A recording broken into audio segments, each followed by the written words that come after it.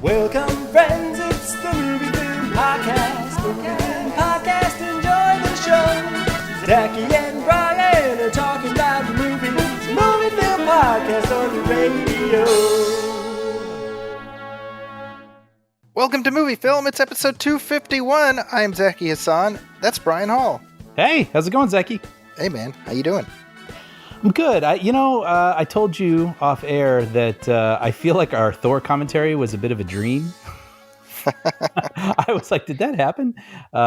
We recorded that just, hours after I'd been on a 13-hour flight. And I remember having a good time, but also not much else. So I'm a little more, caught up on my sleep and ready to rock today. So hopefully I'm a bit more You're coherent. caffeinated now. You're good to go. Exactly. But that was fun. Well, I enjoyed recording it. I have not listened to it, but I'm assuming it went all right. As far as I know, you did not drop any racist epithets as you tend to do. Yeah. No, I was really thankful for that. Yeah. So unless we get an email telling us otherwise. Yeah. Au contraire. And I'm like, yeah, fingers crossed. Yeah. Somebody's like, I'm a gypsy and I don't appreciate the things Brian was saying about my people. I'm like, oh, damn. Okay. I'm like, what?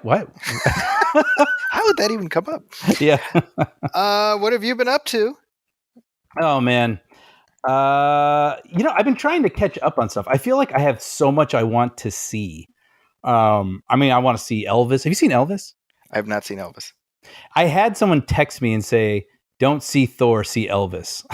Then I was like, okay. And anyway. But I saw somebody tweeted Elvis was edited by a sentient line of cocaine. I've heard that too, which, knowing it came from Baz Luhrmann, I assumed there would be, his trademark style, but I didn't anticipate it being sort of like a Moulin Rouge-y sort of, like roller coaster through glitter kind of thing. And it sounds like it is, which at first I was like, oh, like I was kind of hoping for maybe something a little bit more, I don't know. What, biopic. Something more walk hard? Well, no. I mean, that's the thing too, right? But maybe that's how you get away with it, actually, is when you aren't so trying to take yourself so seriously. But now the more I hear about it and hearing how much people are liking it, I'm like, you know what? I'm ready. Let's buckle up. Let's do this. Let's get on the roller coaster. So that'll probably be the next thing I see. But have you heard the show The Bear also? I have not seen this yet, but I'm really eager to see this. I've been hearing in the last couple of days about it. I want to say it's on Hulu, but it's about a guy who's like, from a high class chef who takes over his family's sandwich shop in Chicago. And I've heard it described as uncut gems in a restaurant. Okay. So it is not about a big furry gay man. No. Oh, it isn't. Okay. Just clarify. Wait, by the way, do you remember that movie, The Bear, from the 80s, where it was like just a movie following an actual bear and there's like no dialogue in it? No. Yeah, that was from like 1988 or something, and I remember it feels like you're tweaking some kind of a memory in me. So maybe I want to say, Yeah, I wonder. I remember as a kid liking it fine, but I wonder as an adult if I would see it more as a kid's movie or if I'd be like, oh wow, this is even better than I remember. Like, and it's kind of interesting because I just saw this trailer with Idris Elba where it's him and his kids being stalked by a lion. And obviously to do the movie they want to do, the lion has to be CGI, right? And I was like, well, I mean, what are you going to do, right? But thinking back on The Bear, can you imagine making a 90-minute movie starring a real bear and be like, please just go to the left? Such a different time. What else? Sorry, I'm just going through the list of things I want to watch. But have you heard of the show Players on Paramount Plus? Yes, I've heard of it. I haven't watched it. It comes from the crew that did American Vandal, which you and I both loved on Netflix. Yeah, I watched that because of you.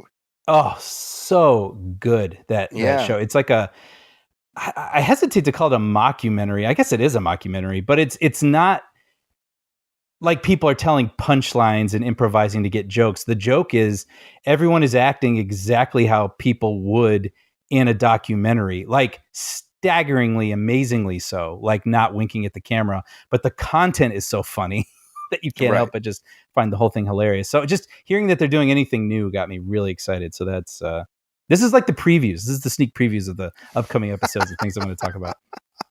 And then lastly, I was very curious about The Black Phone, the Yes. Scott Derrickson, Ethan Scott Hawke movie. Derrickson, yeah. And did you see, by the way, I think this came out while I was on my vacation, and it is streaming as of tomorrow. Yeah, that and Jurassic World Dominion are streaming tomorrow. That's wild, isn't it? I mean, that's a pretty fast turnaround. And apparently, well, I know Jurassic Park did well, but or World, Black Phone apparently made like 100 million worldwide. It's really good, obviously, for a small budget horror movie. And then it's just interesting. You wonder if it hit some sort of benchmark and like, all right, throw it on streaming. You know, I think it was locked into a streaming date. I think. Yeah. Wow. It's wild. So now I have to decide where I'm going to watch it. But getting to the things that I actually did watch, I will say just briefly that I finished Stranger Things. So I watched Volume 2, I suppose it's called, on Netflix. I still need to. Oh, really? Oh, okay. I can't find the infinite time I need to watch the last 2 episodes. You know, it is. Yeah, I mean, we over here at this household, we had the trip, obviously, and then the day we got back, we had a relative staying with us, and so it was, just like a real long, continuous stretch of sort of not watching things and just being with people and whatever. But the second that Federica and I had alone, we put Stranger Things on. And we knew, I mean, it's 2 episodes, but one of them is 2.5 hours long. But we just knew, I mean, this is the evening, like about 3.5 hours of content. But yeah. I mean, I'm sure everybody's watched it by now. Well, no, it's not true. You haven't yet. Zaki Hassan is not. I was going to say, if people enjoyed Volume 1, I think they're going to really enjoy Volume 2. Because I think this is one of their best seasons. I loved it. I love the new characters. I like that the villain, to my mind, finally makes some sort of tangible sense I can wrap my head around. I find that exciting. Also, a big week for 80s heavy metal between Thor and Stranger Things with That's right. Master of Puppets playing such a prominent role in there. But yeah, all right. Well, that's all I'll say. I just really enjoyed it, and I can't wait to talk about it with you because I think you will too. Also, I wasn't going to mention this, but when I was on the plane, when it was a 13-hour plane ride, I had to come up with things to do. And I ended up reading Of Mice and Men for the first time. Okay. Have you ever read that? I read it about 27 years ago. Like in high school? Yeah. Yeah. Really sad. Moving on. No. my son actually just read it this year, just 2 days ago. He was like, man, Of Mice and Men. That was a book, man. Like he was really. Are you serious, dude? I should text him. You absolutely should. I'm sure he'd appreciate that. Yeah, because it was very funny actually. Because I just added the film to my. I saw it and I was thrilled. Oh, you've never seen it? No. I remember it, Malkovich and Gary Sinise, but that's right. And I'm kind of curious how they'll stretch it out because I mean it's a pretty short book. I mean that's kind of why I brought it for the plane. I knew I could do it on the whole trip. Well, it is a great book. Which on this show we're up to the minute with our with our like 100 years old hot takes. I gotta say, Of Mice and Men, it's a pretty good book. But the film is from the 90s. It was directed by Gary Sinise, who plays George, and John Malkovich plays Lenny. Casey Shimashko is in there. Sherilyn Fenn, I think. I mean, it's great. Yeah. I mean, again, this is 100-plus-year-old content we're talking about, but I actually did really enjoy it. It's an afternoon read, and it's funny. I was familiar with the ending. I think you've seen it parodied on SNL and those sorts of things, but I was not prepared for the devastating last line of the book. I was like, wow, that was heavy, but really good. I was going to mention it as a joke, but this is actually a sincere recommendation now for anyone who's looking for, like a 2.5-hour read or so. I'm definitely texting. You said it was Hamza, right? Mm-hmm. Okay. Definitely texting Hamza. We got some stuff to talk about. Literally, like not 2 days ago, he was like, man, Of Mice and Men. That was something, That's great. Well, speaking of great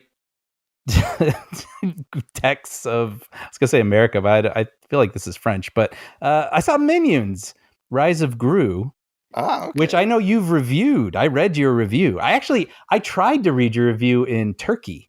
Oh, and you were able to. It was geo-locked. It was geo-locked. I couldn't read it, and that's how dedicated I am. Before I even saw it, I read it because I wanted to see what you thought. And yeah, I don't know. I thought we could spend like a minute on this. Okay. Have you seen the others?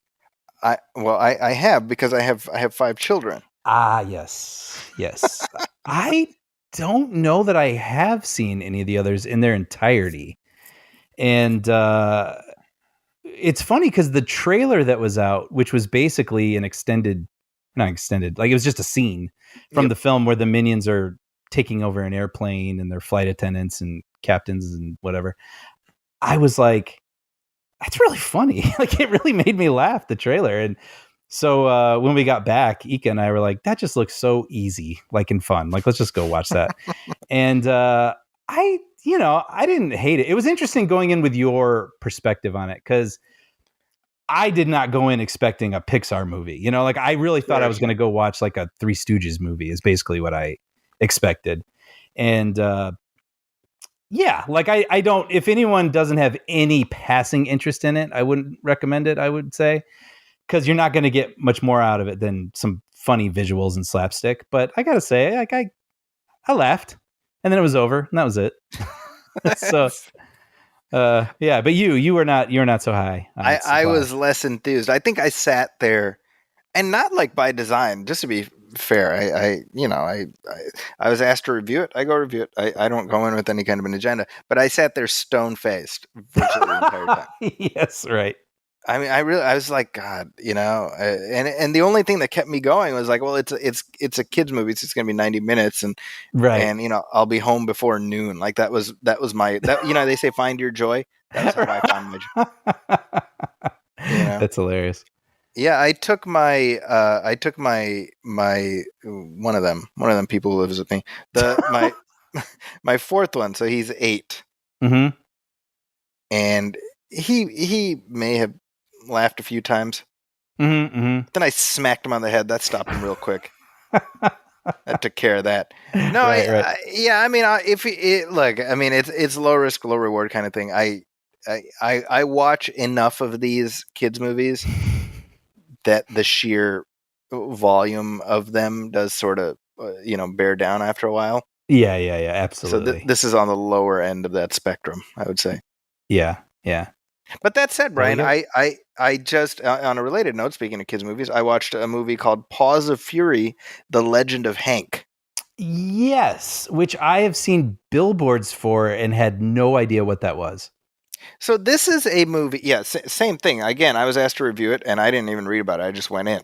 And as I'm watching it, I'm like, this all seems very familiar. It's about this, like, it's set in Japan, but it's about this town, a town of cats, and the person who's kind of like in charge of that area, he wants to get rid of this town so he can build a thing. And so he's got a scheme, and this town, they're very prejudiced against dogs, and they need a new samurai to defend them. So he says, well, I'm gonna send a dog to be their samurai. And they're going to be so prejudiced against him that they'll run him out. But then the dog learns to be better at what he does, and the town learn to embrace him. And before you know it, they make friends, right? Yeah. And so I'm watching this. I'm like, this all seems very familiar to me. And then I look at the credits, and it says based on a story by Mel Brooks and Richard Pryor and this and that. And I'm like, what? Is this Blazing Saddles? What? Yeah, it's just a cartoon remake of Blazing Saddles. Genius. Right? Genius. Wow. So what's funny is the original title of this was supposed to be Blazing Samurai. And I'm like, well, you should have just called it that, because Paws of Fury: The Legend of Hank is a bunch of hugger-mugger. It doesn't mean anything to anybody, right? I mean, no, it's a lot of words, and even just like The Legend of Hank. I sort of get why that is funny, but it also just doesn't stick with the brain a little bit. Like it just, Blazing Samurai. Why on earth wouldn't you call it that? Absolutely, yeah. That's very odd. So now, is it as good as Blazing Saddles? Of course not. Not even a little bit. That said, Mel Brooks is in there. Oh, is he really? He does a voice, and I'm like, hey, you know what? Any chance we can spend with Mel Brooks these days, I'm happy with. Absolutely, yeah. Wow. So this too is low risk, low reward, but I would say it's slightly lower risk, slightly higher reward than Minions. Really? Okay. Yeah. I mean, you know what's funny? I feel like I should know this. Like that's the way you get the parents to go, oh, not just let it roll in front of their eyeballs and be like another thing that I will or will not take my kids to, but be like, no. This one you might enjoy a little more because, kind of a thing. It's totally that. I even said that in my review. I'm like, kids drag their parents to these, and I think that if you're a parent who watched Blazing Saddles, which odds are high that that age range may have seen it, then you'll be like, oh, hey, it's like that. It's you've seen Blazing Saddles, right? Yeah. So they've got Sam Jackson as the Gene Wilder character, and Michael Cera is Bart, basically. That's Hank, and et cetera, et cetera. And again, it's one of those things where I'm watching this, I'm like, something very familiar about all this, I'm like Biff in Back to the Future too. Yeah. And then ding, ding, ding, when I see the names in the credits, I'm like, duh, stupid. Yeah. That is so funny. Wow. I mean, what a genius, because it's not a movie you can really remake. Yeah. Right. So what a clever way to sort of do it anyway. Yeah. Again, and if it prompts them to check out Blazing Saddles, I'll consider that a job well done, Sure. Yeah. Mission accomplished. How funny. Nice. Well, what else you watched? So I've had this week where I've just been dipping into the archives because I'm in the middle of my summer session right now. And so, I have classes in the morning and I kind of have my evenings open, and it's just so happened that my wife has been out. So I've been home with my older kids, and we're just like dipping into older stuff. And it's just like, at least for a few of these, my 13-year-old's like, hey, I want to watch this. So on Monday, he was like, hey, I want to watch Gladiator. Oh, interesting. And I was like, come boy, it is time. And it's so funny because I've had an interesting relationship with Gladiator because I remember loving it when I first saw it. Me too. And then, it sort of like became popular to hate on it. I actually I can't say I quite remember that, but I don't remember it having a lingering resonance like Braveheart seemed to have.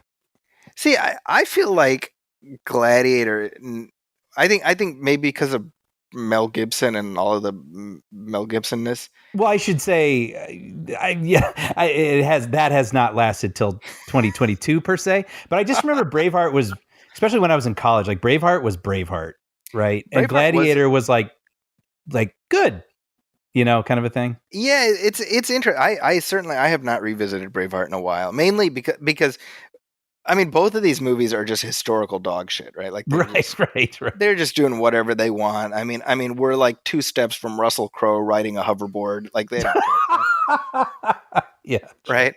But I think of the two, Braveheart is the more like just preposterous in terms of history. Absolutely. Yeah. And when the more you read up about it's so funny because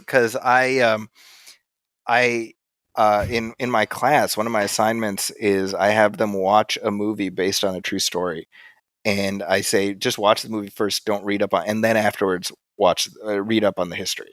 That is a great project. And they always find it, very insightful. I found, Yeah. And so my nephew actually took that class, and his dad, my brother, is a big fan of Braveheart. So he's like, oh, you got to watch Braveheart. And so my nephew watched it for the first time. So he must have been, this is like 2 years ago, 3 years ago. So maybe he was like 19, 20. And so I was like, offhand, we were at a dinner party or something. I was like, hey, how's your paper coming along? How's that going? He's talking about Braveheart. He's like, in the movie, the Battle of Stirling Bridge doesn't even take place on a bridge. That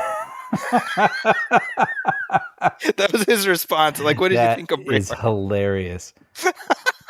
That is hilarious. Right? And that's Braveheart. Like they're wearing kilts. They didn't start wearing kilts until like 100 years later. Right. It's just stuff like that. Like, oh, the princess was like 6 when William Wallace was alive. Right. It's just like it's just like whatever. They just like had some sort of epic they wanted to make and a bunch of battles and applied like yeah, exactly. a name. Mel Gibson's riding a hoverboard. It's just it's ridiculous. Right. Here's my best friend Mozart. Yeah, it's it really is like something you'd see on The Simpsons, Totally. like the one, I think it's in that episode. This might have been after you stopped watching, but like the glove slap episode. Dude, I was just gonna say the Zorro thing. Yes, yes. That's like the first thing that came to my mind. Yeah. And he I don't even remember what he does at the end. Something about the Queen of England, and then it ends with him going, "Yes." He captures the crown with his sword and is like, "Yes." Yeah. So anyway, long wind up to here we are with Gladiator, and I had told my son, okay. So here's the backstory. Sorry, folks. This is a long way. I took my 13-year-old with me to an early screening of Thor. Oh, okay. But I didn't want him to know I was taking him with Thor. Okay. I think I know where this is going. So I was like, hey, you want to come with me? I got to go see this movie. He's like, oh, what is it? I was like, I don't know. It's this thing. They told me to come see. He's like, well, who's in it? I was like, I don't know if you know anyone who's in it. Like Russell Crowe. You know Russell Crowe? He's in it. And he's like, oh yeah, he was like Jor-El, right? Like, Oh, weird. Yeah. And I was like, oh, speaking of Russell Crowe, you should watch Gladiator. And I was like, just to kind of throw him off the scent. Yeah. So that check came due this week. He's like, hey, let's watch Gladiator. Oh, nice. And so now I have not seen this movie in a while. It's been, not since it came out, but probably a good 15, 16 years easily. Oh, wow. Okay. And it's a good movie, Brian. I think I rewatched it my brothers always loved this movie. And I think it was 6 years ago or so I watched it again. Because I was like, I remember Dan loves this. And I was like, whoa, that was really good. Right? Yeah. I thought it was pretty great. Again, we're gonna sound like we're unfrozen caveman lawyer. Yeah. Have you heard of the Beatles, Zachy? They have so many great albums. But yeah, no, the soundtrack is fantastic, and just you're like, yeah, no, this I get it, I dig it. Yeah, and it's another one of those. It's sort of an action film, right? It's playing into your emotions, and it gets the rising tension and the satisfaction you want. But it does it really well, I think, and it's good characters. And it is amusing to me to go immediately from Russell Crowe in Thor: Love and Thunder, to Russell Crowe in Gladiator, and just be like, that's the same guy. I know. I actually thought that while I was watching Thor.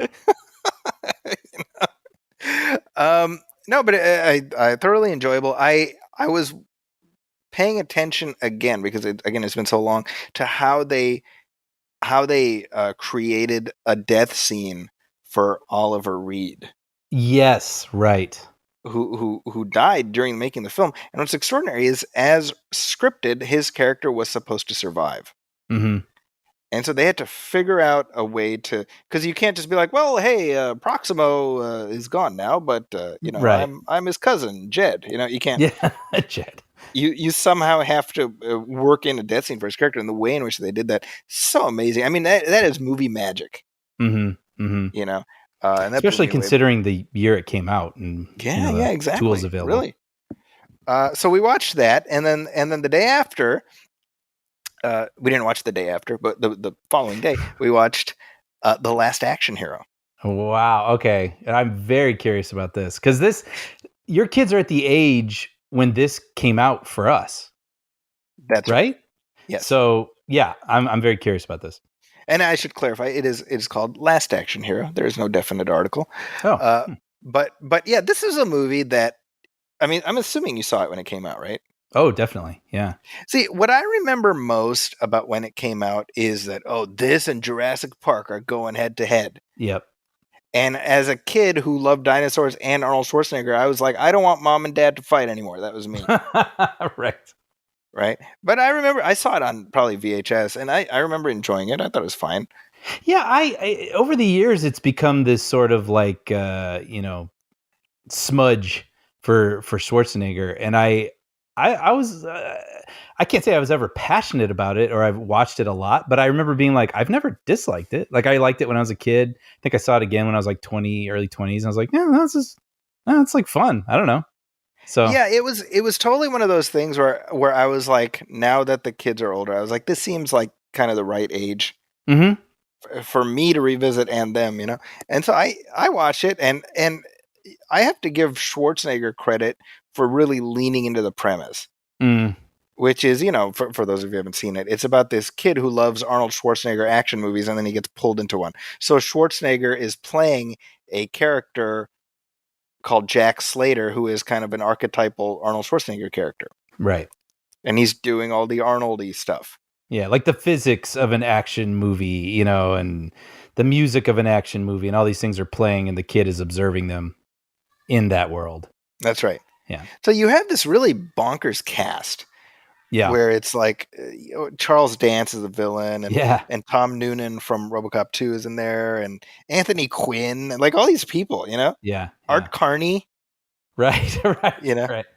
Mercedes Ruehl is in there. And so it's like sort of fascinating that they were able to get all these people. John McTiernan did it, and you have to imagine the reteaming of Schwarzenegger and McTiernan after Predator. That was exciting. Yeah. Now, that being said, the making of the movie was a kind of a mess. And I think that comes through in the film because it can't quite figure out the tone that it wants. Yeah, it's a weird movie. And maybe the reason I am kind of endeared to it like I am, I do still think it's fun, and it's a bonkers story and execution and the things that happen in it. But it's just so visually, it looks like those movies I love. I mean, it makes sense. It's McTiernan. Yep. And it's just such a thing to behold. So I think even just the spectacle of it all is enough for me to go, gee whiz, like this is fun. But yeah, I should watch it again to see the stuff, like, they're in the movie. So, and it is this little kid, what's his name? Austin O'Brien, who was also in Lawnmower Man. Yeah, I've never seen Lawnmower Man. For as much as we like to joke about it, it's funny that you say that because I've recently gotten a request for a commentary track for Lawnmower Man, so you should. You should, just out of sheer curiosity, honestly. I mean, I'm kind of curious. It's such an artifact. The whole virtual reality. It is very much an artifact. But regardless, same kid. Yeah, anyway. So he's pulled into this movie because of a magic ticket, and he's like, "Look, this isn't real life. You're in a movie." He's trying to convince Jack Slater, and Jack Slater's like, "I don't care what you have to say," or whatever he's saying. And the thing is, you have this police precinct where you have like some of the police officers are like cyborgs. The T-1000 is there. Yeah, Sharon Stone from Basic Instinct. Yeah, that's right. Yeah. And like there's a cartoon cat. Yes. Right. And I'm watching, and I'm like, yeah, but that doesn't make sense within the world of this movie. Oh, that's funny. You know what I mean? Why would that movie have an animated character? It's sort of like Toontown versus that having its own story's reality. Is that what you're saying? Yes. Yeah. But like Jack Slater is like Lethal Weapon. Yes. I understand what you're saying. Yes. So it would be like Riggs and Murtaugh walk by, the crime dog, McGruff. Yes. Yeah. And when I say Toontown, I don't mean animated characters exclusively. I just mean it's the stable of characters who can be in Warner Brothers movies or Paramount movies or, Disney movies. Yeah, but the idea that exactly what you're saying, like if the movie made it like that, like Danny, it hasn't been pulled into a Jack Slater movie. He's been pulled into Movie Land. Yeah. And everything kind of overlaps. That would make more sense. Yeah, I still like it that he's in that film because then you can contain it to this one villain and like the plot of that film. Exactly. So if that's the case, then you got to pull out all that ridiculous stuff. The animated, and the T-1000 and all that. Yeah. Like the script was written by Zach Penn, and then it was rewritten by Shane Black. Right. And so you see the sort of divergent impulses bumping up against each other. And I always found the villain a little, he's very unpleasant, let's say. This is the Charles Dance character? No, the guy with the Ripper. axe. The Ripper. Yeah, Yes. like some of it feels very dark, and Yes. some of it feels very comedic, and it is like a real weird mashup of all those things. But I honestly think that might be part of why I find it so intriguing.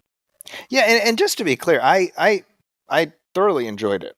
Yeah, yeah. Especially as just it's an artifact of a time. Like we'd never see a movie like this again. I don't think. I mean, I'm surprised there isn't a documentary about the making of this movie and the sort of hubris involved. And Well, there isn't a documentary, but there is a chapter in a book. The book is called Fiasco, Mm. and it's about like movie flops. Okay. And there's a chapter in there about Last Action Hero. That's worth checking out. I'm literally pulling it up right now. Yeah, It sounds like something I would it's enjoy. by James Robert Parrish. It's a history of Hollywood's iconic flops. Okay. So that's worth giving a read. Interesting. Yeah. Okay. I got it. Got it right here. But I enjoyed it. So I think anybody who's coming in completely cold, maybe watch it with a little bit of context of who Schwarzenegger represented at that moment. That's a good point. Because that movie what about was your kind of kids? like they enjoyed it. So I watched Yeah. it with my 13-year-old and my 11-year-old. Yeah. And again, that seems like the exact right age. Yeah.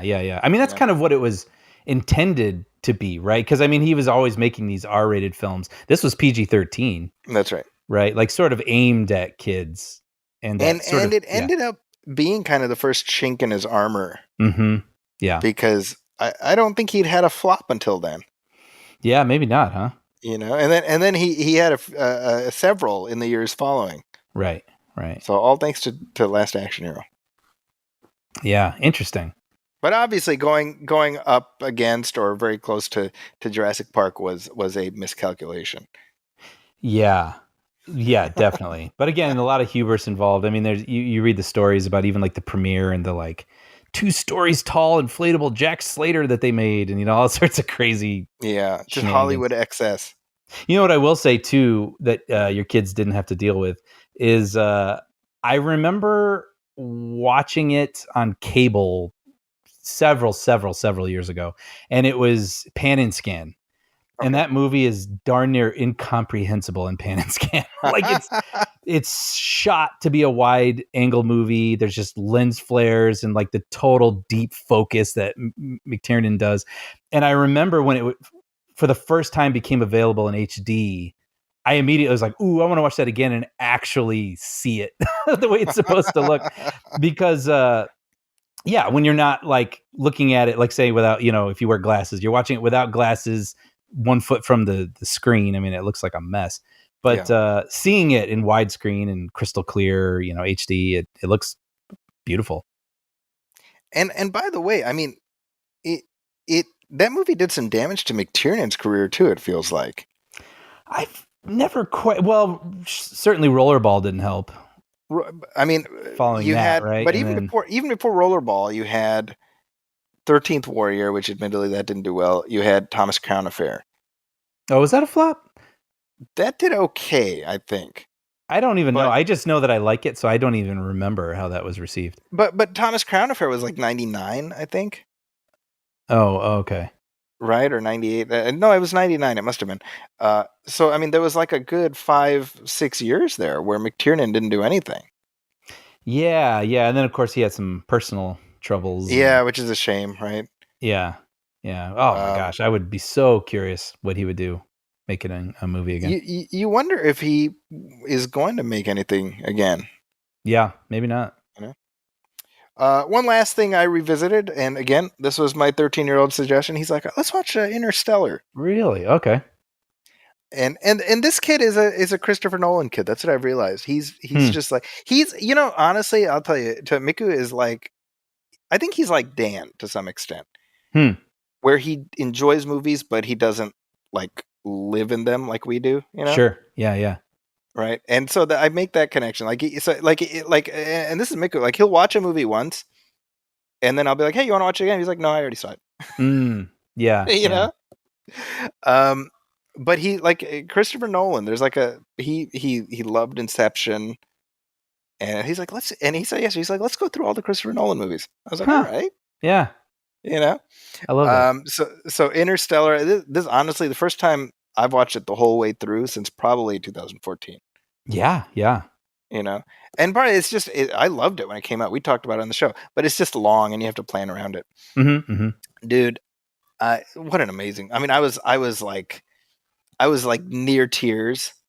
Really?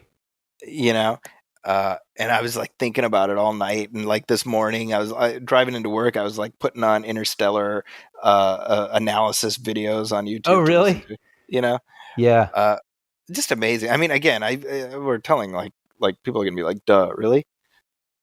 Yeah, Like, but no, it makes sense because I haven't seen it probably all the way through since the theater also. yeah. So it's I remember how it made me feel and liking it a lot, but I don't watching it again would be, there'd be a lot of surprises probably or things I've forgotten. So You know what's funny is we've joked at times about his penchant for wanting everything to be practical, right? yes.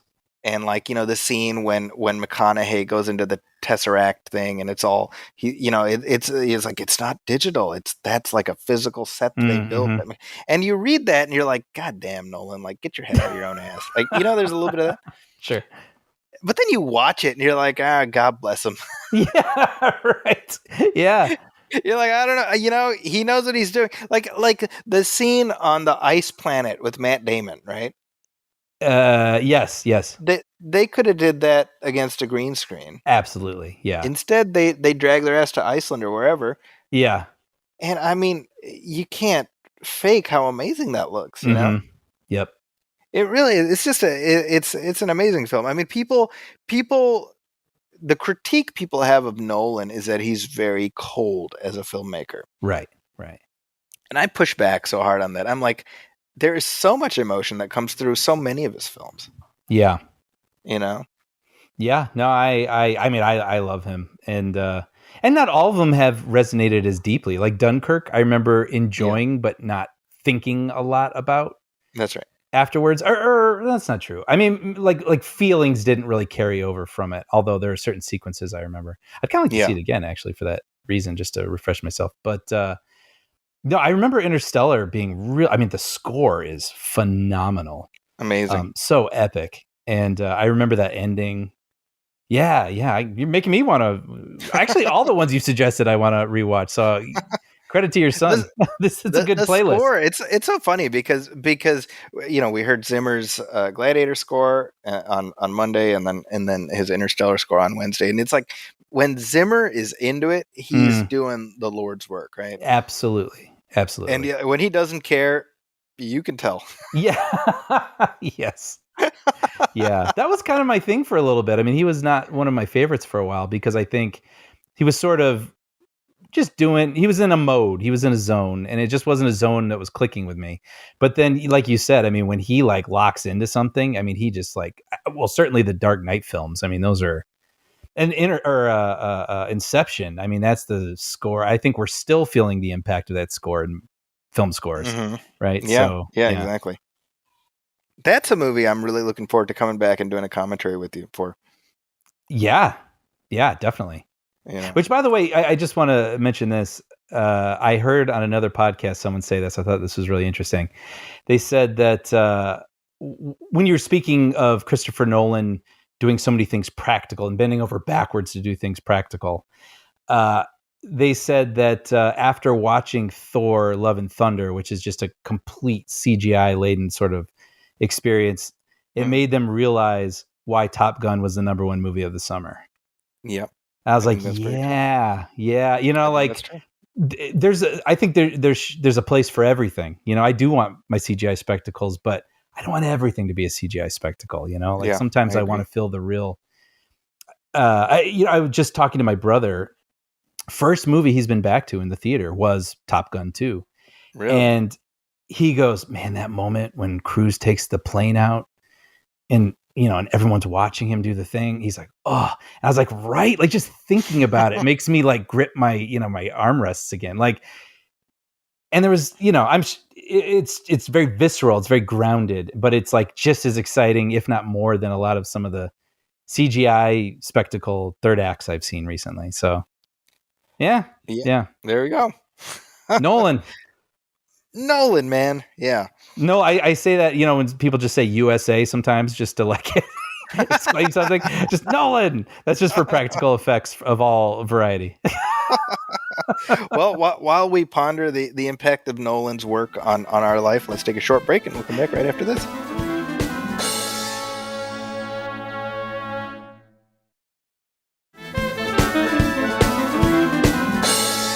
And we are back, and Brian, we have like the mother load of mailbags this episode. Oh, this is my favorite. So I want to cycle through as many of these letters as we can. And first of all, I want to thank everybody for reaching out. Sincerely, we always appreciate the feedback. Definitely. Well, speaking of Facebook, this is a message that we got on Facebook from Matthew Sharif, who says, "Hi guys, thanks for the regular episode drops lately. It actually bums me out when a Sunday passes and there's not a new episode dropped. Oh. You guys have been extra funny the last couple of weeks, too. Love it." Thank you for that. Thank you so much. This is regarding Tom Cruise. You mentioned lots of his early 2000s movies and which ones you liked when discussing Spielberg. I'd love to hear your opinions on one of my favorite all-time films, The Last Samurai. Right. Cruise and Watanabe are fantastic. The story is beautiful, and the execution is exemplary. Thoughts? Sake! Sake! Do you remember that part in the movie? I'm going to be honest, I don't. Have you seen The Last Samurai? I saw it in the theater. I remember seeing it at AMC Cantera. 2004. Yeah. But wow. Man, I haven't seen it since. And you know what? This is making me think, if I was to pick like a theme for a month, I kind of want to revisit 2000s films that I remember liking, but have not seen maybe since. That's a good idea. Like Gladiator, Last Samurai, those sorts of things. Yeah, I this is definitely one I want to watch again. I for sure want to watch it with the kids, so I'm just kind of probably in the next couple of weeks I'd like to get to it. Yeah. Matthew also adds, by the way, I'm sure Brian still needs to watch October Sky. Spoken like someone who knows me well, and but au contraire, I must say, because I have seen it. I watched it. Zachy kept recommending it to me, and I saw it a couple months ago, maybe even a year ago, and really enjoyed it. It's a good movie. Yeah, Joe Johnston, right? And it's a little gem of a movie, in my opinion. Yes, absolutely. Yeah. Kind of when they say they don't make them like they used to, that is certainly one of those films. What's funny is Chris Cooper has sort of built up a sterling reputation as being kind of an asshole character. Yeah. Right. And he plays that very well. But I'm like, I can never dislike Chris Cooper because he's the dad in October Sky. And he's just so damn good as the dad in October Sky. Right. Absolutely. Yeah. This is a note we got from Michael Lyons, who says, "Hi again, Zachy and Brian. I wanted to let you know how much I enjoyed your Jurassic World Dominion episode. In addition to your thoughts on the film, I also wanted to thank Brian for discussing The Warriors. Hey. He brought back..." There you go. See that? So people do appreciate you kind of delving into the archive stuff. Yeah, that makes me happy. Yeah. Because I love digging into this stuff that I've missed, or, you see people talking about a lot, but I've never seen. And sometimes even at the beginning, I'm like, I don't see anyone want to hear this. So that makes me very happy. Michael goes on. He says, "You brought back plenty of memories of middle school aged me, who, like most kids that age, snuck out to the living room late at night to watch the movie when it first came on HBO after my parents refused to let me see it." You also discussed the PG version of Saturday Night Fever, which I also remember, and I remember that version being reissued as a double feature with Grease. I did some research, which in our current world means I went to Safari on my phone, and found the double feature poster, which he attached. He actually sent that in the email. I thought you'd enjoy seeing that. Thank you for shaking loose the cobwebs of nostalgia in my brain. Also, thank you both for the continued great work on the podcast. A listener on the episode mentioned that the MovieFilm podcast is like a great conversation with great friends, and I completely agree. Dude, thank you so much, Michael. That really, all of that really means a lot. I'm glad that the Jurassic World conversation was entertaining, and The Warriors. I mean, that was a movie. I think now at my age, I don't repeat view as many things, because it's like, okay, on to the next thing. There's so much I want to watch, but I can absolutely see myself if I was middle school, high school aged, watching that movie over and over on cable, for sure. Like it really did like stick with me, and I really loved the aesthetic of it all and thought it was fun. So that totally makes sense. And I can't believe the whole Saturday Night Fever thing. I'm so glad that I just sort of spoke that random thing that existed in my head as this filed away fact, and it was like, aha, Michael, yes, I remember that. So it just goes to show you don't know the power that you have, Brian. Oh, well, thanks. It's a many tendril thing. The things in your brain. I should also mention, by the way, that Michael has a book out which I've thoroughly enjoyed, and it's on Amazon. You can check it out. It's called Drawn to Greatness: Disney's Animation Renaissance, and it just came out a couple months ago. It just came out, and I blazed through it, and it has a real insightful look at specifically Disney's like 90s and on era. I love this stuff. I listen to podcasts about this stuff. This is, I already have it up on Amazon right now. This is an instant purchase for me. Yeah, I can't recommend that enough. He also, Michael has a podcast, speaking of which, called From Panels to Pixels, the Animation Celebration Podcast. Okay. And it just looks back at artifacts from animation history. Oh, dude. Yeah. That, again, sounds like something I'd really enjoy. So yeah, I think our listeners would enjoy it too. So I want to recommend both of those things. Check out the book, check out the podcast, and thank you, Michael, for listening and for writing. Sincerely, yeah, taking the time. Appreciate it. Yeah. We got a bunch of comments about our Batman Returns commentary, Brian. Whoa, all right. So that was a blast, by the way. I had a really great time revisiting that film and talking about it with you. Yeah. My son listened to it in the car on the way to a camping trip with like my wife and a couple, and their takeaway was that I really like Michelle Pfeiffer. I think that's the only thing they got. They're like, Mom, you want to talk to Dad about that? You know, it's so funny. It was one of those things where it's like, I mean, if you're just sort of watching it and speaking what you're thinking, you know, it's like, obviously, how can you not talk about Michelle Pfeiffer? And certainly being, you know, in the formative years when that came out in my heterosexual youth. And it's funny because I was like, well, you know, I don't know. But then you said like one comment, and then it was just like the cat was out of the bag, and I was like, right, you know, and then it just started, yeah. Like you opened the floodgates, and it was like we were able to just sort of like, incredible, you know. Yeah, it was a lot of that. Yeah. So this is from Tyler Kloster, who emailed us at moviefilmpodcast@gmail.com. He says, Dear Zach and Brian, I've been part of the crowd very eagerly awaiting your Batman Returns commentary for some time, as it's not only my very favorite Batman film, but long been one of my 10 favorite films of all time, and it was very much worth the wait. Oh, man, that's fantastic. That's really nice. I'm more than aware of and acknowledge all of the movie's flaws, some of them massive, but my love for it has only deepened over the years, and I'm grateful to have my favorite podcast talk about it for 2 hours. My only disappointment, well, bitterness actually, was Brian stealing my joy by pointing out the Phantom of the Opera reference with the Red Death at the top of the stairs on the masquerade ball scene. Right. As I was so looking forward to writing in to point that out. The original Phantom film from 1925 also being in my personal top 10. Oh, wow. He says, Zachy also pointed out all of Burton's references to German expressionist horror like Caligari and Nosferatu. So I guess the only thing left for me to point out as a horror fan is admittedly a stretch, but I've long chosen to believe that the moment where the penguin accidentally touches a headstone in the cemetery and it wobbles was an homage by Tim Burton to Ed Wood's Plan 9 from Outer Space. I want to see that again now. It says it may not be true, but I want to believe it. And in the end, isn't that the real truth? The answer is no. The answer is no.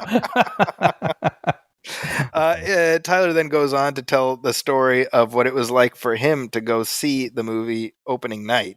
Mm-hmm. And sort of going in with all this anticipation, and then the deflating balloon as you realize like this was not the movie you signed up for. Sure. Which I think a lot of people can relate to that. And yet, I mean, again, 30 years later, it's still talked about. It's still sort of mulled over. Yep. And I find that there are very few people who will outright be like, well, that movie sucks. I know. Even if they don't, quote unquote, like it per se, I don't think anyone can say that it isn't interesting. Exactly. Right. Yeah. And isn't that the ultimate truth? The answer is no. Look what you've done, Tyler. Genius. That's going to become like part of our thing. Now we're just going to incorporate that in. Yeah. I love that. Yeah. That the wobbling headstone, I've always noticed it. I can't believe I haven't, but yeah, I would love to think that that's what it is because it feels on brand for Burton. Well, it does, right? I mean, and if Burton is asked, he should just say yes. Yes, absolutely. You know? Here's another note about our Batman track we got from Jeffrey Meisner, who says, "Hi, Zachy and Brian. I really enjoyed your commentary for Batman Returns, and it was fun to revisit it through fresh eyes. Like you both, my opinion has changed since being a 12-year-old who thought it was very dark and gritty to now seeing its quirky and absurd qualities. Something else that stood out to me was in the climactic scene when Batman tries to stop Catwoman from killing Shrek because he says the law should handle it, and that law applies to everyone. Just checking, but this is the same Batman who earlier in the story gleefully killed a man with a bomb, right?" It's so true. It's true. Bruce implored Selina to take a moral high ground against revenge, but when he found out Joker killed his parents, he responded by first bombing a factory full of people, then firing machine guns and missiles in downtown Gotham, and finally punched Joker's ass off a skyscraping cathedral. Yeah. Don't listen to Batman. He's a hypocrite. Yeah. That's funny. He goes on, the Bruce Selina scene was great, but I think it needed another scene or even just a moment beforehand showing Bruce reconsidering his actions to make it work. Something like when Robert Pattinson's Batman reconsiders his notion of vengeance.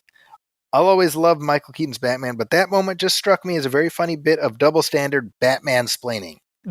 It just feels like what the hero is supposed to say.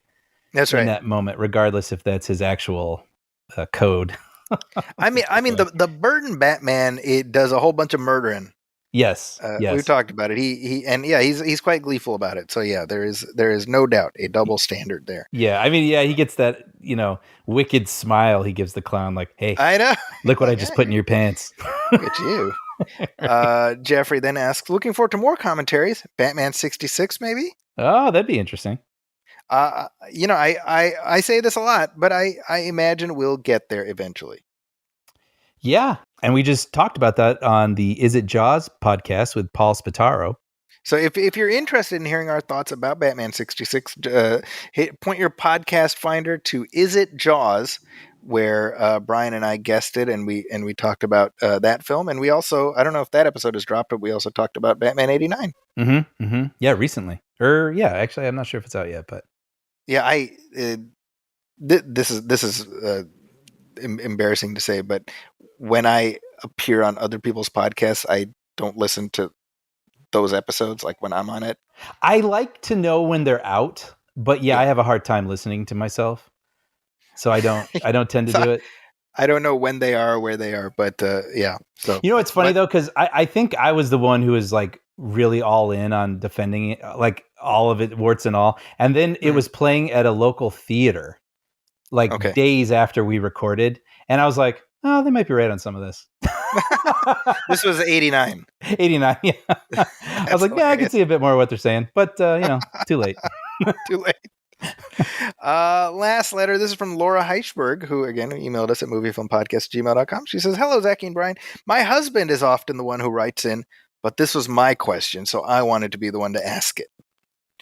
We were listening to a podcast where one celebrity described the relation of another quasi-celebrity based on who they had dated that was related to so-and-so's hairstylist or something.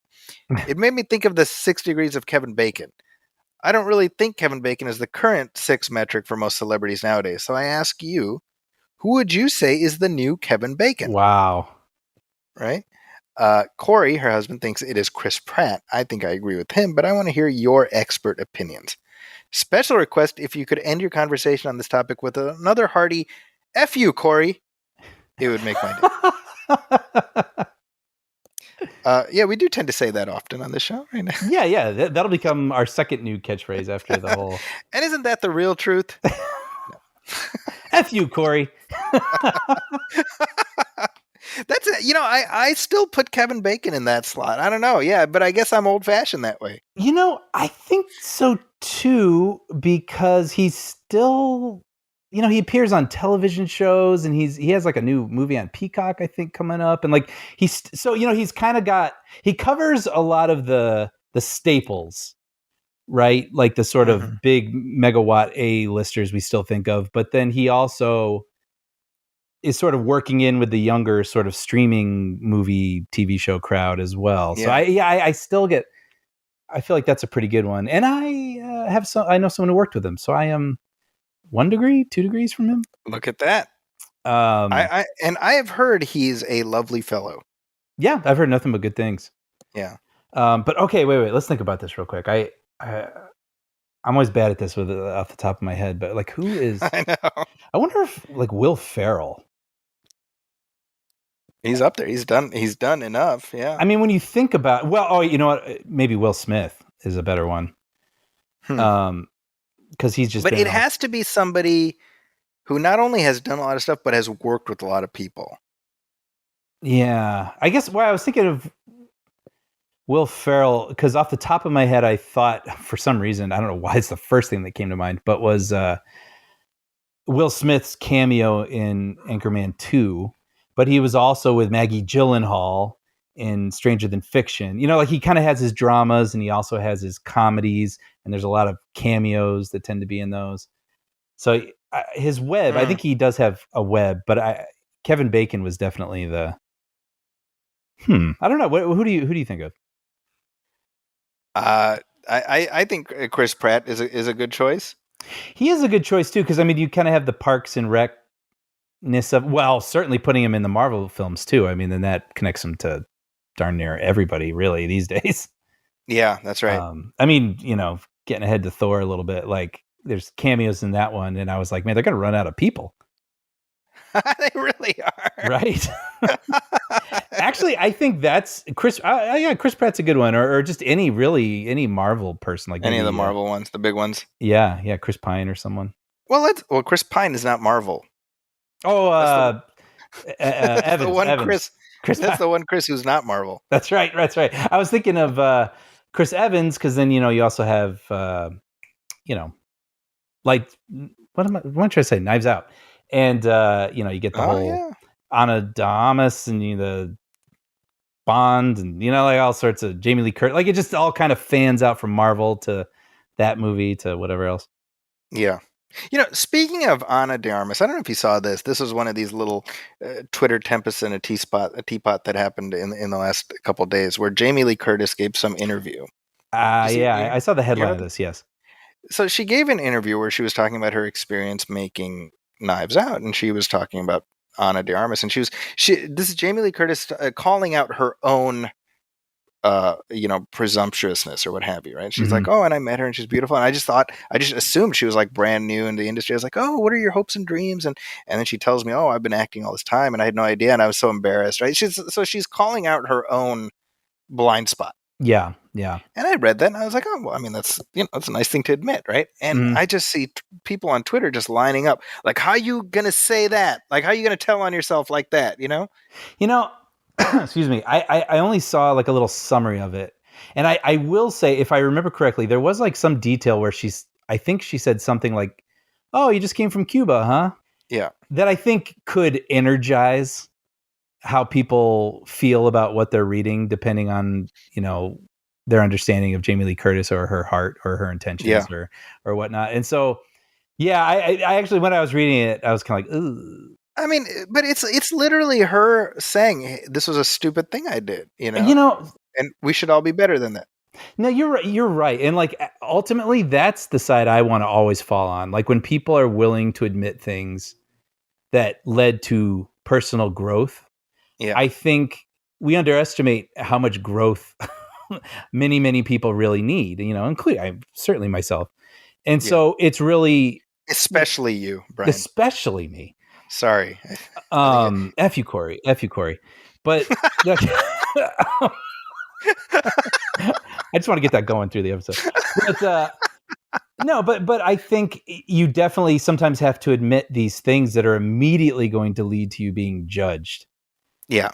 And that's kind of up to you, I guess. But I think if it does lead to people looking within themselves and recognizing things that they're like, oh, well, I didn't really see that in myself, but I suppose I do now. And she wants to be better and I want to be better too. I mean, yeah, that feels like a good thing.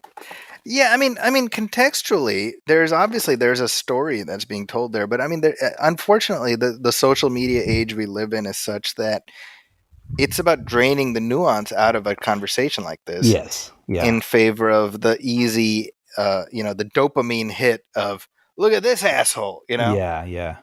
and people just lining up to do that. Yep. And I mean, you've met Jamie Lee Curtis, by the way. That's worth mentioning. Yeah. I worked on a Christopher Guest movie. I was kind of a post coordinator / his assistant, and she came in, quite a bit. And She is his wife. You should mention. Oh yeah, I'm sorry. Yeah. They've been married a long time, and she is very gregarious, very funny. I mean, like as soon as you're in the room with her, you're her friend.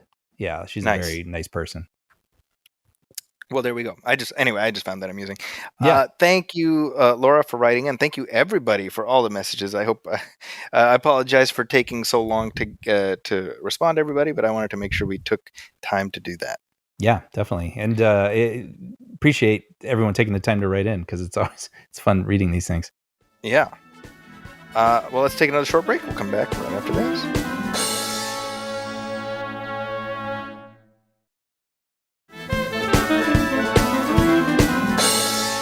And we're back, and we got some new trailers out, but we got so many of them this time. I figured let's just talk about them. We'll run through them real quick, and if you haven't seen them, folks, well, you can hit pause on the show and you can go watch them. Mm-hmm. And if you don't feel like watching it, then don't tell us. Don't complain about it though. I'm getting mixed signals from you people. That's right. So we have a trailer that just dropped last week for Clerks 3. Yes. And this is going to be coming out. This is Kevin Smith's. I don't know. Has he said this is like a farewell for? It feels like it, kind of, doesn't it? Like, I don't know if I have heard that. I can't imagine he's going to be wrapping anything up. I mean, do you? I mean, this would be a fitting close. A good swan song. Yeah, but he's been talking about this for a long time. Clerks 3, and I think after he had his heart attack a couple years ago, it changed what the story was, and it obviously, as we see in the trailer for this, it looks very personal to him. Where Randall has a heart attack and decides he needs to complete something, to have his voice be heard, and so he ends up making a movie, which looks like it will be Clerks 1. That's right. What Kevin Smith made, which that I like that. I think that's a good concept. What's interesting is that in this film, Randall is the surrogate for Kevin Smith. Yes. And I don't know about you, but I always thought of Dante as the Kevin Smith. Definitely, yeah. Right? Yeah, or maybe I've never heard him, or that I can recall, break it down, but it feels like maybe those are his personalities split. Oh, there you go. Okay. I don't know. Yeah. But no, Clerks. I mean, we've said it before. I mean, we're certainly going to love Kevin Smith forever, even if we don't watch all the things he does. And namely because he hit at a moment when movies were hitting me in a different way, and Clerks arrived at that moment for me where I was already sort of making movies with a home video camera, but like seeing him make this thing where he worked and it was so simple, but it was so funny. Clerks really made an impression on me. I think it made more of a writing impression on me. Honestly, I think I remember buying the screenplay, as like a book, and it almost made it feel like it was like Clerks and Chasing Amy. Both. Exactly. Yes, I had that. Exactly. And I think I was already shooting stuff because I was very interested in the visuals, but I think that made me feel like, well, I could do this. Like, right? I mean, reading it and seeing it and laughing at it and just what it looks like on a page, it's like, well, I want to try that. So, I mean, I think I will always be endeared to him just for being there at that moment in my life. And I think Clerks is hilarious. So, I'm definitely there for Clerks 3. Clerks 2 was, yeah. I wasn't a big fan of the second one. I wasn't either, honestly. Yeah. I mean, what's funny? I was seeing when this came out, people kind of clowning on Jay and Silent Bob Reboot, which, look, it's not great, but of his sequels that he's done, it's maybe one of the ones I've enjoyed more. I don't know about you. I liked it. It's so weird because it's almost like the recent Askewniverse stuff I just put in a separate box. At 100%. Yes. Right? Yeah. Because like the 90s stuff was so specific, and I feel like Jay and Silent Bob Strike Back is like the pin in that. And yeah, it's like he started going for yucks. That's right. You know what I mean? And Clerks isn't really going for punchlines like set up punchline. Yeah. It's really more like these sort of witty monologues. Right. And I think that's why it's still pretty funny, honestly. And yeah, just when he starts going for the yuck humor is when I just didn't connect with it as much. That's right. And maybe this will be somewhere in the middle. I don't know, but I'm a forever love Dante and Randall as a duo. I mean, they just those two actors, the way they speak to one another is just always funny to me. And the Clerks animated series, I still find absolutely hilarious. Yeah, I should revisit that. Yeah, it was up on Hulu a little while ago. I don't know if it is anymore, but I'm sure. I mean, it can't be that hard to find. But sure. Yeah, I agree with you as far as these characters and yeah, no, they're back. I'll watch it. You know? Anytime Dante and Randall are back, I'm there, definitely. And I am, by the way, I'm glad to see Ben Affleck make a cameo in this. Yeah, it feels like I don't know what was going on with them, but it feels like there was a moment where they were sort of apart, and now it feels like they're back together, and that feels nice. It feels right, Brian. Mm-hmm. Here's another trailer that just dropped, and it is for Rob Zombie's The Munsters. Yes. So what did you think of this? Dude, I saw this trailer yesterday. Yes. I mean, I'll be honest. I mean, I grew up watching The Munsters. I'm sure you did too, right? 100%. Actually, I know this makes me less cool, I guess, supposedly, according to the internet, but I watched The Munsters and did not watch The Addams Family. Same. I was the same. Yeah, maybe it had to do with local programming. I don't know. I had nothing against The Addams Family, but it was always The Munsters that were on. Yeah, I mean, they used to show it on like Fox 32 in the afternoon or whatever. Yeah. So there have been several attempts to bring back The Munsters over the years. Mm-hmm. Like more than I realized, to be honest. Yeah, NBC dumped like millions of dollars into a pilot that never went. Yes, that's right. Yeah. I mean, that was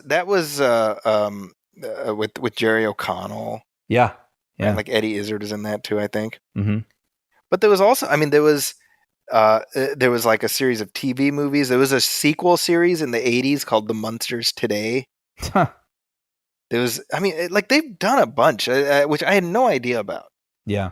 And I haven't watched any of those things, but I remember enjoying the original show. So when I heard like, oh, Rob Zombie is doing a remake of The Munsters for the movie, I'm kind of like, what even is that?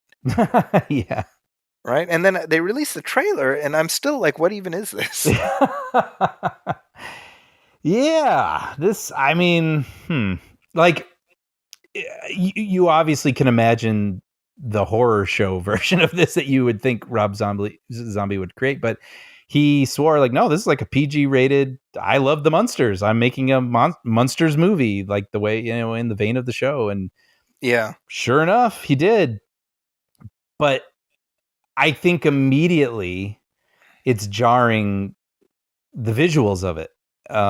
Yes, it's I don't know why I feel bad saying this, but it just looks like homemade, quite literally, yes. And it's surprising and sort of jarring, and it almost feels like someone grabbed a camera and it was like, this is what I would like. I want to do something like this. Now give me the money and I'll make the movie. You know what I mean? It looked like the porn parody. Yeah, yes. Right? I mean, yes. It's odd. I don't know. It's hard to figure out. Like, again, I'll be open-minded, I guess, but I watched the trailer. I'm just like, who's the audience for this? Well, then there's that too. Okay, so visuals were enough for me to really stop and have to think about what I was looking at. But yeah, that aside, it is really going for a non-cynical, just like a Lost Munsters cheeseball sort of aesthetic, right? That's right. And that actually kind of respect. Yes, I agree with that. Yeah, I was like, okay, So I this is one of those things. I don't know if it's going to be on Peacock or where it's going to be released, but How is it going to be released? That's actually a good question. I don't know. I really, this feels like a streaming kind of thing. Yeah. But I'm willing to give it a shot just to sort of see. I don't know. Well, it comes out September of this year, and Rob Zombie has said it will be PG. Yep. So, well, and we should say be too, for people who are familiar with the Munsters story. I mean, this is a prequel, so they don't have no Eddie. Yeah, the No werewolf son. This is when Herman and what's her name? Lily. That's when they meet. So so for those of you who've been wondering that particular backstory, actually, I'm wondering how they have a werewolf child. So maybe we'll find that out. Now, Grandpa is played by Daniel Roebuck from The Fugitive, right? Which I find interesting. Also, this is I was it's just a straight PG. That's surprising to me.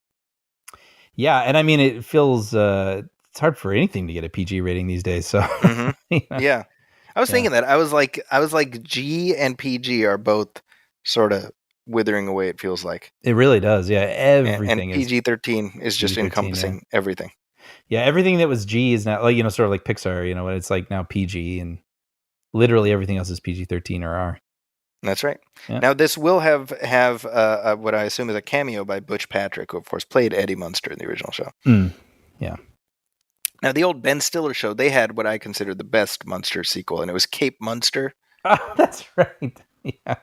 Where Eddie Munster's all grown up, and he went to jail. I forgot about that. Yeah. That show was so bonkers. When I was moving a year ago, you bought me the DVD set of the complete series, Ben Stiller show. That's right.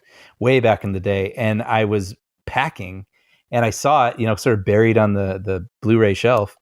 I was like, man, I want to do that again. And I got about halfway through it and then I just kind of got busy with moving, but I got to start that back up. It was really funny, like a real time capsule, seeing this sort of mid-90s humor. Yes, exactly. It's this humor. Like they have this one, it's called Advantage Agassi. Yes. And it's like, what if Andre Agassi was a cop or something? Yeah. Ernie Hudson is the chief, Yeah, and they do this brilliant parody of a dandruff shampoo commercial when, it'd be like two guys walking down the street and there's like your hip friend who is talking to you like, yeah, the only problem with you is dandruff, like, time to hit the slopes, pal. Oh, like all that snow on your shoulders, like just this really quippy. And then the guy's like, will you shut up? Scary. It's so good. It's hilarious. It's such a specific era, Very, a moment caught in a bottle. But you can see why Ben Stiller went on to have a career. Yeah. Oh, granted, by the way, he already had a career because of his famous parents, but of course, we should mention that. But yeah, sorry, you were saying? No, one of the greatest concepts they had as a sketch wasn't it called like C+ Time Traveler? Oh, yeah. Or something like that. And it was like Jeannie Garofalo goes back in time and like, George Washington needs her help, but she's not a very good student of history, so she can't remember what he's supposed to do. That's right. That is genius. That should be a movie, honestly. Very funny. That show is you can watch it. It's available for streaming and stuff. So if you haven't seen it, check it out. The Ben Stiller Show. Speaking of streaming, Brian, here's a big one. Yeah. The full trailer dropped just earlier today for Lord of the Rings: The Rings of Power. Mm-hmm. This is the new show that Amazon paid $100 bajillion for the rights for. Yeah, literally, I think Amazon. Yeah, I was gonna say. I mean, it's worth mentioning. I mean, literally, it was like $500 million. It's insane. Yeah. And you can see why it's a valuable IP. I was gonna say let's play some of the audio, but we're not doing that this time. It's a lot of that. So it's a pretty big deal, and the trailer just dropped. If you guys want to watch it, go watch it and come back and hear us talk about it. Brian, what do you think? I gotta be honest. When I heard they were spending $500 million on this thing, I thought, you're out of your minds. I think I love Lord of the Rings. Hobbit, I enjoyed in front of my eyeballs, but I didn't actually even finish it. I haven't seen the third one. So that it was getting a little samey for me. And when I heard there was going to be a TV show, I was like, yeah, I can picture it. Like I don't know if this is something I'm going to rush over to. But I watched the trailer specifically for this episode, and I got to admit, I was sort of like, all right, let's do this. I was like, oh wow, this looks looks epic. It looks beautiful, and yeah, all right. It made me lean forward. If it's as intriguing as I thought the trailer made it look, and epic, and the characters are good, I don't know, could be quite good. What do you think? I'm down in terms of like my concern was, since this is not explicitly connected to the previous films, that it wouldn't feel right. You know what I mean? Yeah. And that's definitely not the case. It feels of a piece. Definitely. I mean, just the way it's lit resembles Yes. the Peter Jackson films. Now, that said, the thought I had watching it was like, I don't know if this is a story I particularly care about. Like, I didn't need to know the origins of the Rings of Power. Yeah, I felt a little bit of that too. I mean, there's like a line where it's just, like, if this doesn't happen, darkness will affect the earth, cover the earth. And it's like, okay. But I got to admit, I was split. I felt one feeling like I've heard that line a million times before, but he said it so well. I got to admit, I was like, well, I mean, if I care about these people, this could be another fun journey in Middle Earth. So I was surprised. This is the most I've been interested in it so far. Well, I guess that's something, right? That's progress. Yeah, right. Now, this one starts on the 2nd of September. I'm wondering how many episodes are in the first season. Yeah, if I was the person putting up the money, I'd be like, well, it better be 30. Yeah, right. I think it's like 10. Okay. I'm assuming. Actually, I'm curious. Hold on. Yeah. Well, that blows the whole Stranger Things, spending $30 million on an episode being shocking thing, right? I mean, this is right. I mean, okay, so check this. Season 1 is 8 episodes. Oh, but actually, I sort of remember Amazon defending the spending, saying we're building things from scratch, and we anticipate having more seasons, and so it's going to be 5 seasons is what they're shooting for. Okay, minimum of 5 seasons, I'm assuming. Sure. That's the other thing is like, yeah, is there a specific endpoint, or are you gonna Smallville this thing and just keep stretching it thinner and thinner? Right. Yeah. I'm curious. I have to admit, I'm not like, oh, I can't wait. I'm not there yet, but I'm ready to be surprised. I agree with that. I it's not like I'm counting the days, but I am surprised that it hooked me more than I expected it to. Yeah. So that one's coming out soon. I also wanted to mention very quickly a couple of actors who've left us in the recent weeks. One of them being James Caan. Yeah. How about that? I know. We say it over and over and over again, but the older we get, it's the names we're more familiar with and have more of a relationship with, and it becomes, shocking. Yeah, it's weird because James Caan is just one of those guys who's just always been around, right? Mm-hmm. And you say like, oh, well, I mean, he was just in that Las Vegas TV show, and then you realize, oh wait, that was like 20 years ago. Yeah, kind of like same with Elf. I still think of Elf as sort of recent, but it really isn't. That was early 2000s, right? Yeah, 2003. So I mean, I mean, obviously The Godfather, but movies that I think of are Misery. Mm-hmm. The original Rollerball, which is very good. Really, is it? I started writing down films of his that I hadn't seen, and Thief has been coming up a lot. One. Michael Mann. Yeah. I was like, oh, I gotta watch that. But Rollerball, I'll put that down too. Yeah, and one I've always had a soft spot for is Eraser. I've never seen Eraser. Yeah, that's another one of those like Arnold Schwarzenegger post Last Action Hero. I was just going to say, because I remember when that came out, it felt like something I should be interested in. And I remember sort of the shine coming off a little bit. Like his movies didn't feel like must-sees anymore. And it was like, if I catch it, I catch it. And that one I did not catch. I think Eraser is like totally fine. Like it's, you know what you're getting. Sure. Type of thing, But yeah, he's the villain in that. I've never seen Brian's Song, and that's another one I feel gets that's okay. mentioned a lot. Yeah, I feel like Brian's Song was that was after Godfather, right? Must have been. I'm thinking like late 70s. That's my guess. Yeah, so it would have had to have been. Yeah. I remember they remade 71. That. I'm wrong. Oh, so it was just before The Godfather. Yeah. Wow, okay. I tend to think of that as a late 70s movie, though. Me too, and I have no idea why, because I've not seen it. But that's right. Him and Billy D. Williams, yeah. Yeah, that's right. But just an icon. I mean, really, like a movie icon. Yeah. Somebody who was there for so many like momentous Hollywood moments, Yep. Real loss. Another actor who left us, and this is somebody who is just one of those that guys, and this is Gregory Itzin. Yep. Now you probably know him best as Charles Logan on 24. Yes. Yep. But of course he'd been on Friends and Murder One, NCIS, CSI, like all the alphabet shows, The Practice, The Pretender, you name it. Yep. Just one of those that guy actors. Yeah, I literally did that with going through Friends over here for the first time.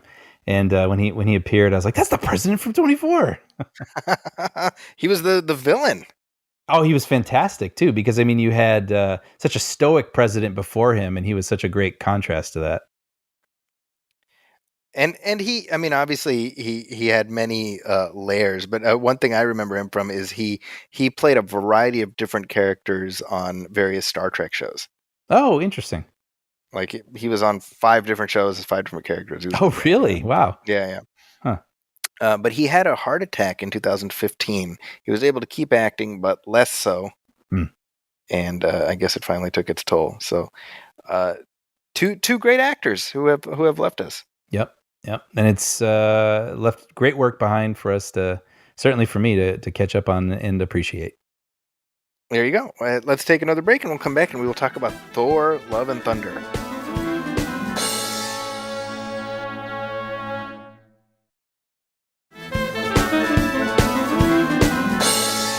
And we are back, Brian. And guess who else is back? Zaggy? We got it. Why is it Chris Hemsworth as Thor Odin's son? No. It's Natalie Portman as Dr. Jane Foster. Ah, touche. Yeah. AKA the Mighty Thor. That's right. So Thor 4. Whoa. How about that? Jinx. This is the first solo number 4 movie in the MCU. Wow. Okay. So I don't know if that means anything, but it's interesting though, because having just watched the first one, this is a character who I feel like has seen maybe the most reinvention. Or reinvention's kind of strong, but Tony Stark felt like Tony Stark, and he had different stories and things he went through. But I mean, Thor from Thor 1 to this Thor feels pretty different to me, honestly. Yeah. I mean, it's a natural progression, and they've gotten here where he's a bit more comedic, but he was not comedic in the same way in the first film. Yeah, this is something that we talked about during our Thor commentary track, that as each of these franchises has moved further along, it's moved closer to who the actor is. Mm-hmm. Yeah. And that manifests in a variety of different ways, but I think with Chris Hemsworth, it's just brought out his goofiness. Yeah, sure. I think he's got a sense of humor that we've certainly seen in other roles, but the opportunity to bring that to Thor is, I think, what's kept him in the fold. Mm-hmm. You know? Yeah, definitely. So with Thor: Love and Thunder, there was a lot of anticipation because Taika Waititi came back, and many credit him with sort of reinvigorating the series. But Thor Ragnarok was very well received, Mm-hmm. and the reaction to this film has been quite polarized. Yeah, kind of interesting. Kind of interesting. And I mean, like the cinema score was a B plus or something, which is not typical. A little low. That's right. Like I think that's worth pointing out that generally cinema score, which polls opening night audiences, Mm-hmm. is sort of, it skews higher. Yeah.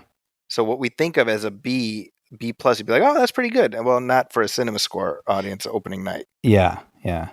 right? So I'm very curious, Brian.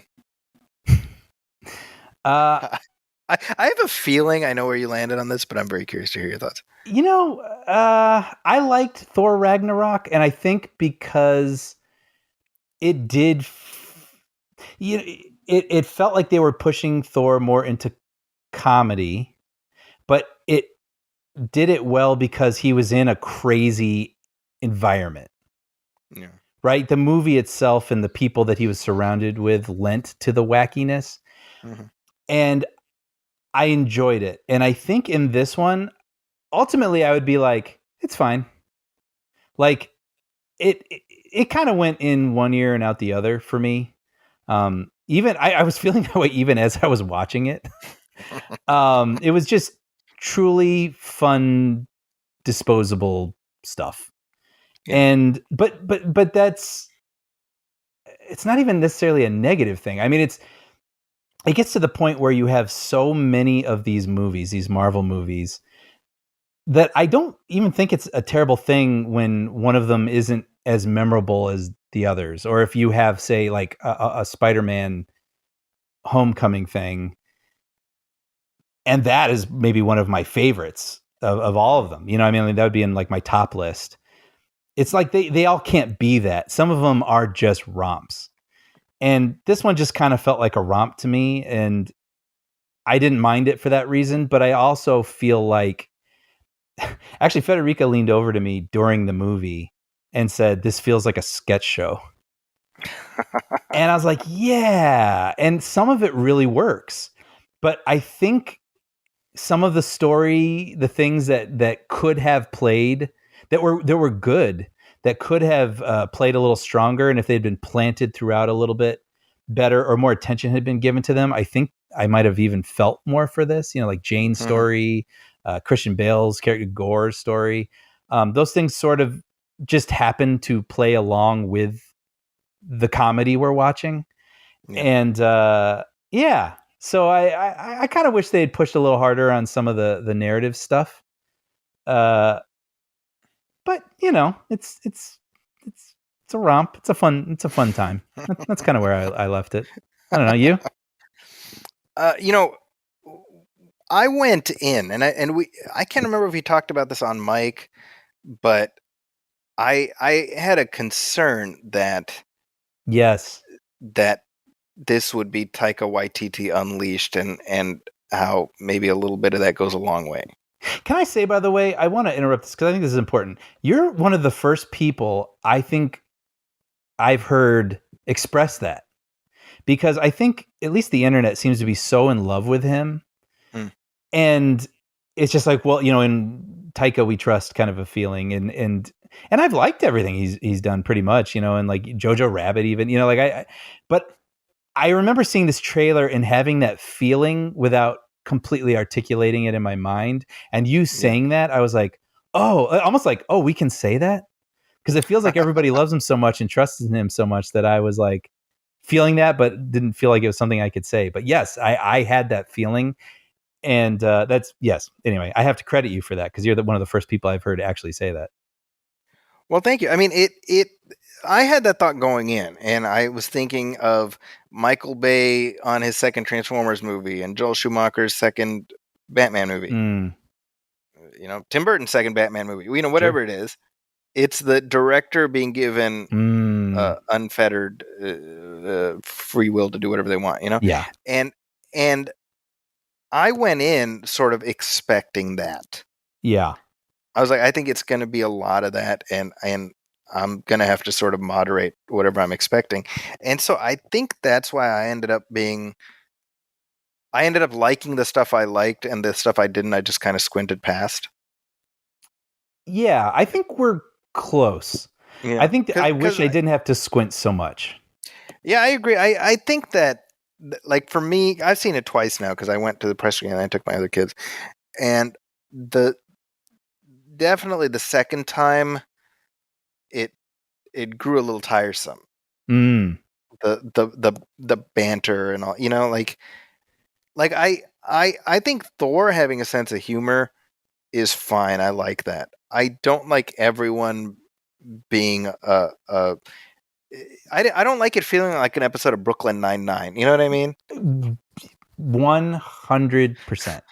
Yes. And I feel like the humor is also a little stammery.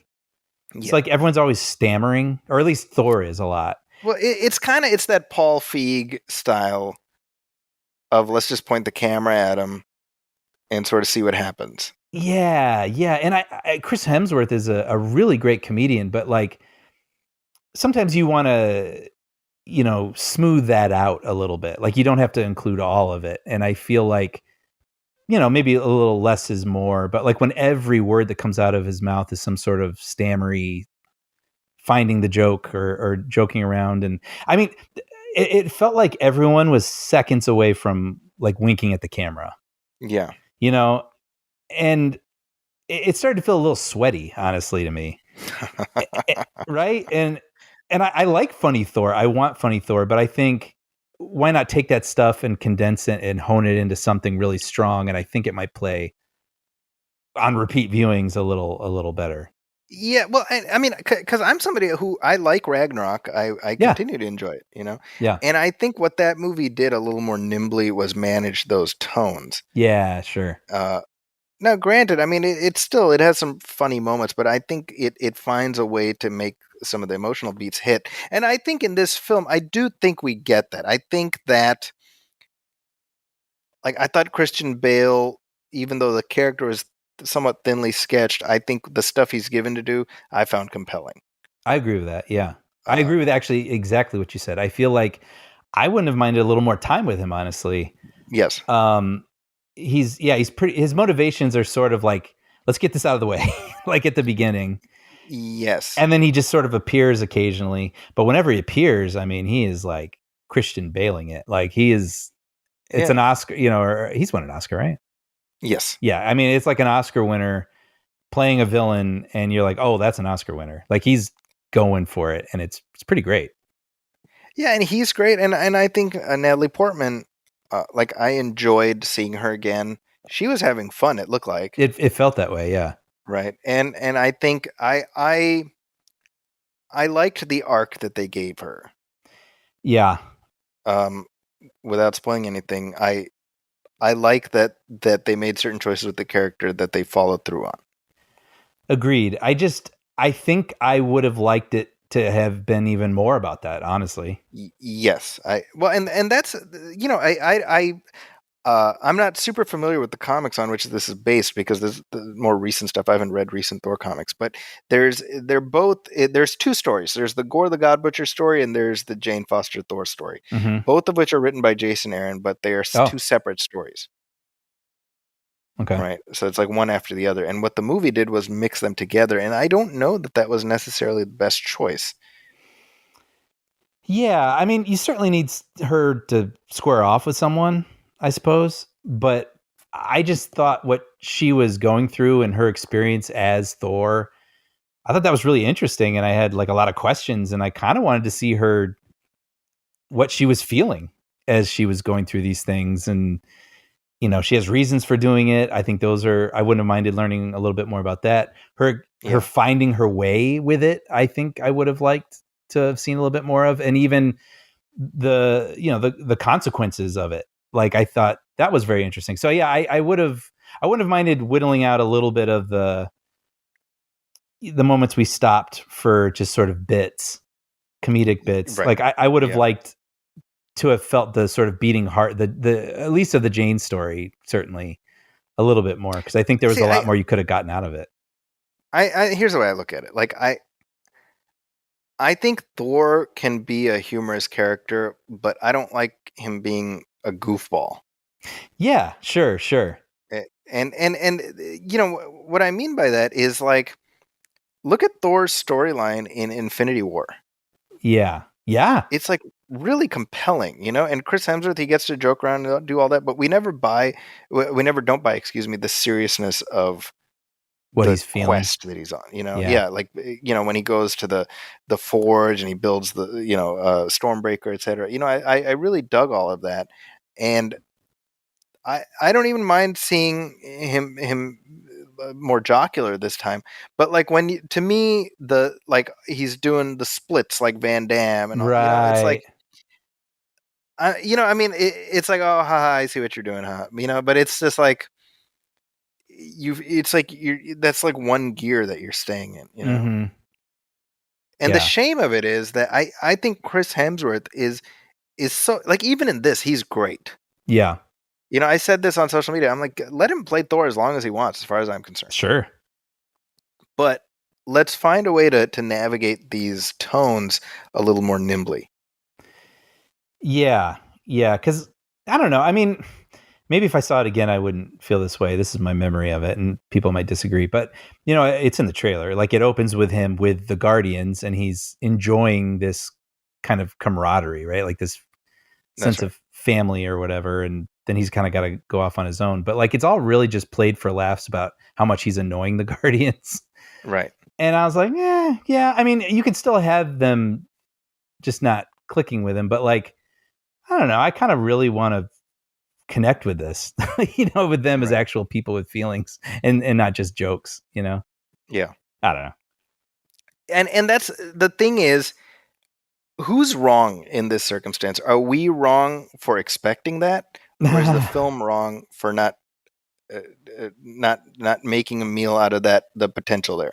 I mean, this is my feeling, but I feel like if there was a dial and it's like, let's say they put it at, 8 into like, let's just go for the laugh versus, this scene's really great, but I think we might lose their attention. Let's just go for the laugh. Like, I kind of wish they'd dial it, just like trust the audience a little. Like, if we're here for we love Thor. We love Chris Hemsworth as Thor. Like, trust that we're going to care about the humanity of this all. But we appreciate that you are also including great jokes. That's kind of how I feel about it. Yeah, it's, I have to imagine, first of all, Chris Hemsworth is credited as executive producer, which, if I'm not mistaken, that's the first time one of the actors has. Oh, wow. Really? I don't think even RDJ did that. Wow. So you have to figure, my point is that this was part of incentivizing him to come back. Hemsworth. Sure. And we know he had a great time making Ragnarok, so I'm sure getting Taika Waititi back factored into that. And clearly he's having fun. Like, we at this point, we know Hemsworth's sense of humor pretty well. Mm-hmm. So you can see why he enjoys doing this. But there's like a tonal whiplash that, to me, on second viewing, stuck out more. Really? Like the scene when you have Thor. Okay, by the way, a little bit going a long way. I would say that about Korg. Yeah. It's so funny. Yeah. Because I got Korged out pretty fast. I mean, he's like a fun bit of flavor on the sides. But yeah, I wouldn't have minded another scene with Gore, maybe. Or with Jane and Thor versus like, just some of these scenes where we actually dig into Korg's life. I'm like, Well, you know what, Brian? Let's talk spoilers. Okay, yeah, let's do it. Spoilers. So there's a scene where you think Korg has died. Right. And I'm going to say they should have left him dead. I agree. Right? Yeah, it's sort of like they wanted you to feel the thing, but not have to actually pay for it. That's right. The fake out. Yeah. And to me, that drove home kind of a lack of stakes. Yeah. Which I feel like this movie was just kind of missing really overall. Which is a shame because everything I've read about the Gore the God Butcher story is very much it's this dark and introspective story that delves into Thor pondering his own role in this and how he's perceived as a god and all that. And I'm like, man, That's so good. I'm like, this was the time to do that post Infinity War, post Endgame, you know? Absolutely. Absolutely. Oh, that would have been so rich. I mean, for Yeah, 2 scenes to touch on that so I could have that applied, that's right. to what he's feeling or to the ending. Absolutely. Yeah. Oh, So yeah. I mean, that was what bugged me, right? So I'm kind of like, okay, well, that is what it is. In terms of what I appreciated that the film was willing to go there with Jane and actually kill her off, Me too. Me too. which I like that. I like that as a way to get Thor to where he is at the end of the movie. That's kind of where I'm at. When the movie ended, this is what it was. I liked where it left Thor. Mm-hmm. And Me that's too. what made me say, right? And so I was like, okay, like I'm looking forward to seeing the next. It says at the end, Thor will return. I'm like, cool, all right, Thor's going to return. I'm going to see where they pick things up from here. Mm-hmm. And I'm ready to just kind of let this be another adventure of Thor. Yeah. Somewhere in the middle there. Yeah, it's with the whole Jane thing, and I liked her dilemma even. I mean the whole concept of her and Mjolnir having this weird sort of, relationship affecting her health, and if she goes and fights the villain, it could kill her, kind of a thing. Like that's really juicy stuff. And so Hmm. Yeah. but I felt like it was just there so the beats were there, and like Hmm. I mean, what does Jane really mean to Thor? Like I kind of like enjoyed their up montage at the beginning, like Hmm. their relationship. And I don't know. I mean, maybe people might disagree, but I was like, if we're really going to feel like this is a great loss for Thor, and he was sort of the love of her life or love of his life, I don't know. Let's dig in a little bit, and really Hmm. make us feel that ending and feel that choice she goes for at the end. And I mean, I did, but I feel like we could have wrung more out of it. That's just Yeah, me. it's so tricky because I think Taika Waititi in the past has been very good with mixing high comedy and pathos in ways that are surprising and interesting. Mm-hmm. I think Jojo Rabbit did that very well. Yeah, I thought that was a very good movie. It is, right? Yeah. And I, Hunt for the Wilder People I love. So I mean, I'm not anti Taika Waititi at all. I know on Twitter there has been sort of this backlash. I feel like maybe it's just post Thor: Love and Thunder, Sure. where it's like, yuck, tigers don't like honey. All of a sudden, everybody hates Taika Waititi. That's funny. you know, Yeah. I'm not that. I think like even his sense of humor when he's just goofing around. I'm like, I can see how this would be off-putting. I find him amusing, generally speaking. Yeah. Same. Uh, but I think with this one, the balance was off, and that's what's unfortunate. And it's so funny because what we were talking about earlier, like when we were talking about Nolan, and you were contrasting that with all the blue screen stuff. I mean, like the omnipotent city Yeah. where all the gods are.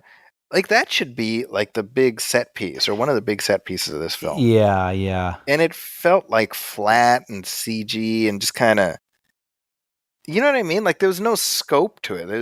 It lacked scale.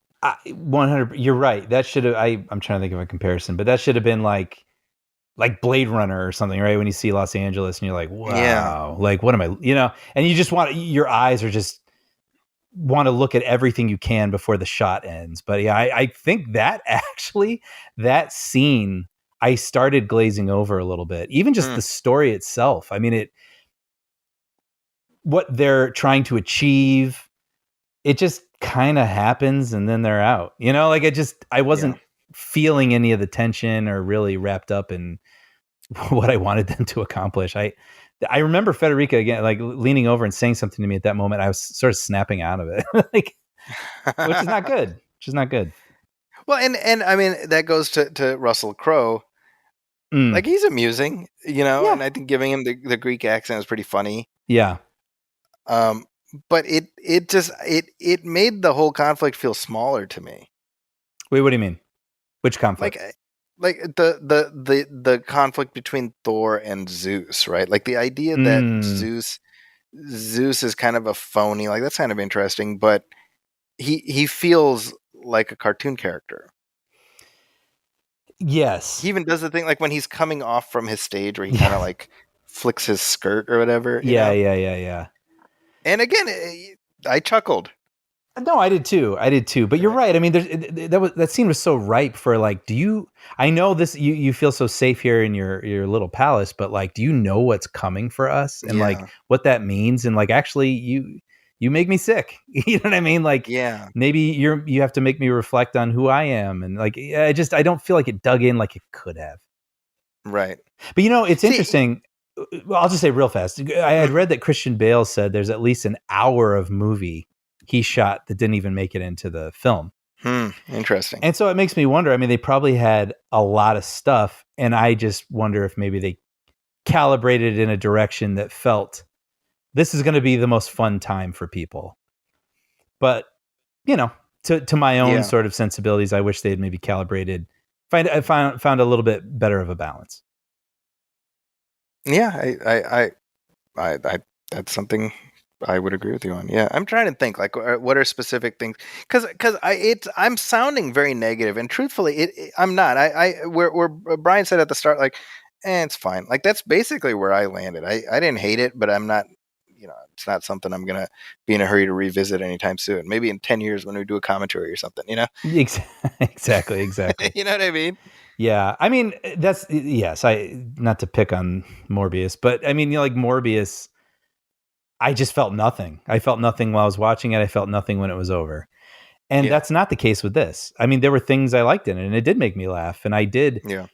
It just made me want more, I suppose, out of certain things, but it's a romp, and it features characters I feel attachments toward, which I think is a bonus, for it. So I like spending time with Thor. So, I mean, it has the advantage already with that. So it just felt like a lesser entry, but still a lesser entry in with the bar set where it is with these films is still not a bad time.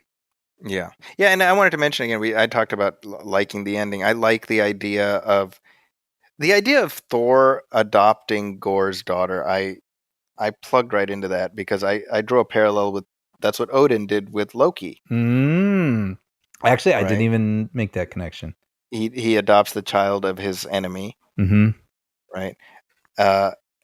And first of all, that's his daughter. Did you know that? That's Chris Hemsworth's daughter. I learned that. Ika told me that, but I didn't know that.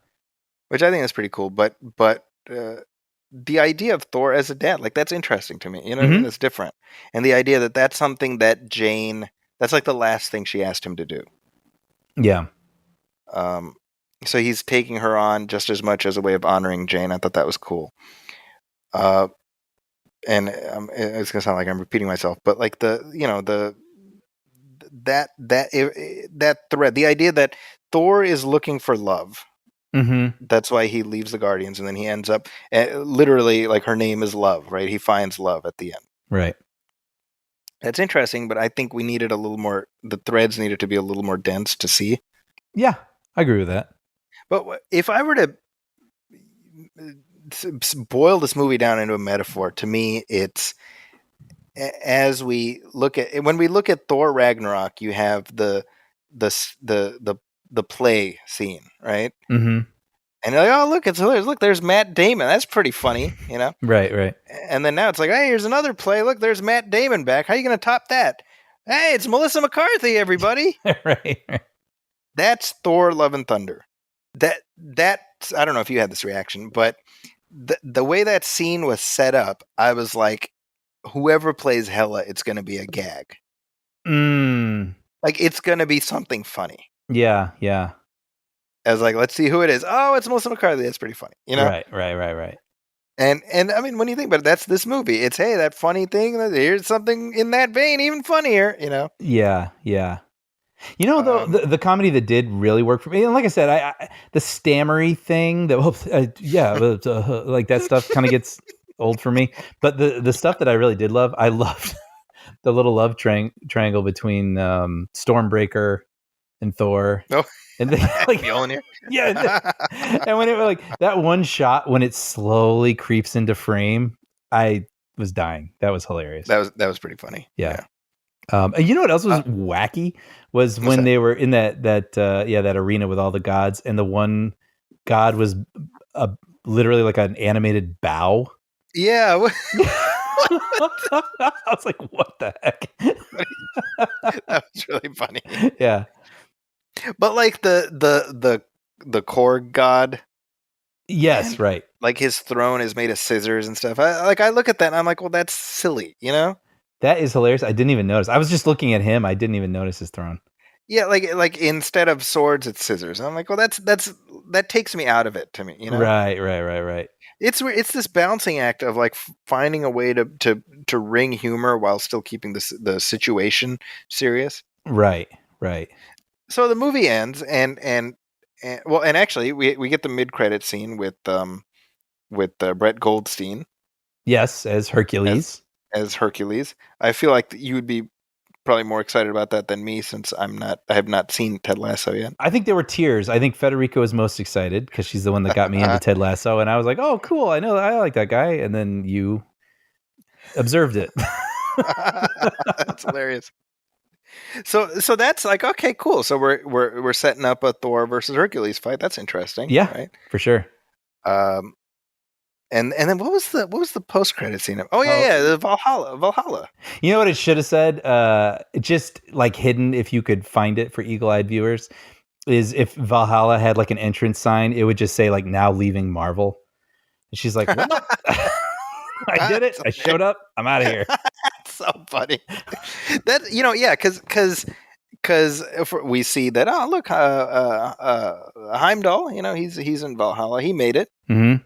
He's in DC Valhalla now, right?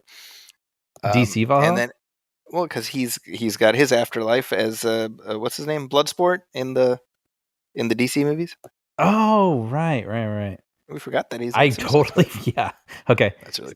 Yeah. And then Natalie Portman. I was kind of surprised that they actually killed off Jane, because I thought that they were kind of setting her up to be like her own thing. Yeah. I wouldn't have minded, honestly. And I will say, by the way, did you think when Gore was getting his wish from eternity that for a split second I thought he was going to wish Jane better? Yeah, that's what I thought. Yeah.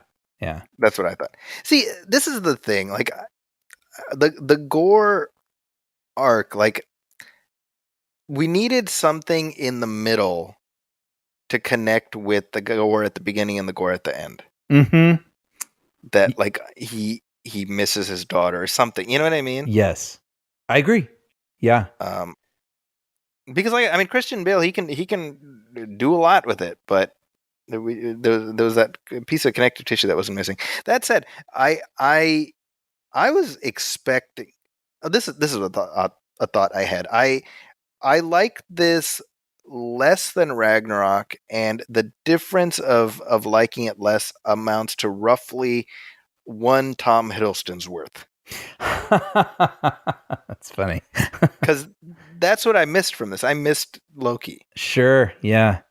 And so when it came to the post credit scene, I was honestly expecting some acknowledgement of hey, Loki's still around. Well, we got a back tattoo. We did get that. That's a Loki back tattoo.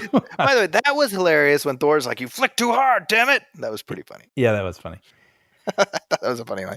But I'm kind of like, okay, let's get Thor and Loki back together. Come on, let's do that. I agree. Speaking of Bale, real quick, what's funny was when he was like, "I'm going to steal all the children," I was like, "That's the Penguin's plan." He's just taking all. You've gone from Batman to the Penguin, right? But I liked that scene. I liked him in everything. I would have liked to have spent a bit more time with his character and the character's growth arc, whatever you want to call it. But whenever he showed up, man, he was so good. And I loved that scene when the kids are in that cart and his like eyes appear. I was like, oh, like it's so great. Terrifying. And then when he tears the head off that creature. Yes. I love that. There you go. That was great. He's like, just a second ago, you liked tearing heads off of things. Yeah. I don't know. I've seen a lot of commentary like, oh, it looked silly when Thor is talking to Heimdall's son. And meaning what? Like how the did it scene, look? Oh, the head? Like how his head starts floating and stuff. And I was like, well, I think it's supposed to look silly, right? I think that was kind of the gag. I think Yeah, I don't, weirdly that didn't bother me. Yeah. that there were other things that bumped me more than that. But I mean that's kind of my point. Is like I want like a tone that's a little more balanced. Mm-hmm. So I feel like I honestly I'm gonna say like, okay, next Thor. I hope there's another Thor, but I think I'd be fine if Taika like took a Tim Burton Batman Forever role. You know what I mean? Sure. Yeah, I think so too. Because we already can probably watch it in our minds, and I don't want to do that. Like Right. I kind of want to. I still want there to be surprises. Yeah, I mean, I think that the last two Avengers movies ended up giving Thor a more rich arc than this movie ended up doing. Yeah, I agree with that, or at least one that I don't know, connected with more, or resonated stronger. Yeah.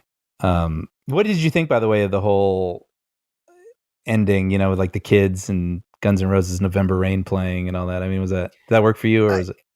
I didn't have a problem with it. I mean, I wasn't like, oh, it's brilliant, but I was like, all right. Like by then, honestly, Brian, I'm like, all right. I mean, this that's what we're doing in this, Yes. And I was fine with it. Actually, I leaned over to Federico. I was like, I love this song. That's what I felt. But I will admit, the way that he was able to get to eternity, the way that it's presented is, this exists somewhere deep in the earth or whatever, and the first person to reach it gets their one wish, and that's it. And I was like, wow, that seemed really easy getting there. I can't believe someone didn't figure it out before this. Yeah. I don't know. Well, I think the idea is you need a Bifrost to get to the center of the universe. This is true. Not so easy. Or Not so easy. Some I don't know. It's something. Oh, actually, what you think of the goats?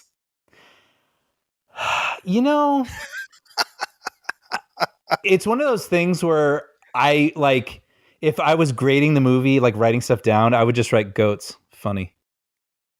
You know what I mean? Like without an actual laugh. Like I think because I've seen the internet videos of those goats that yell like that, and I was like, wow, that's funny. That's weird. On like Reddit, maybe like 4 years ago. And then seeing it in here, it sort of felt like my dad showing me a video I had seen already. Does that make sense?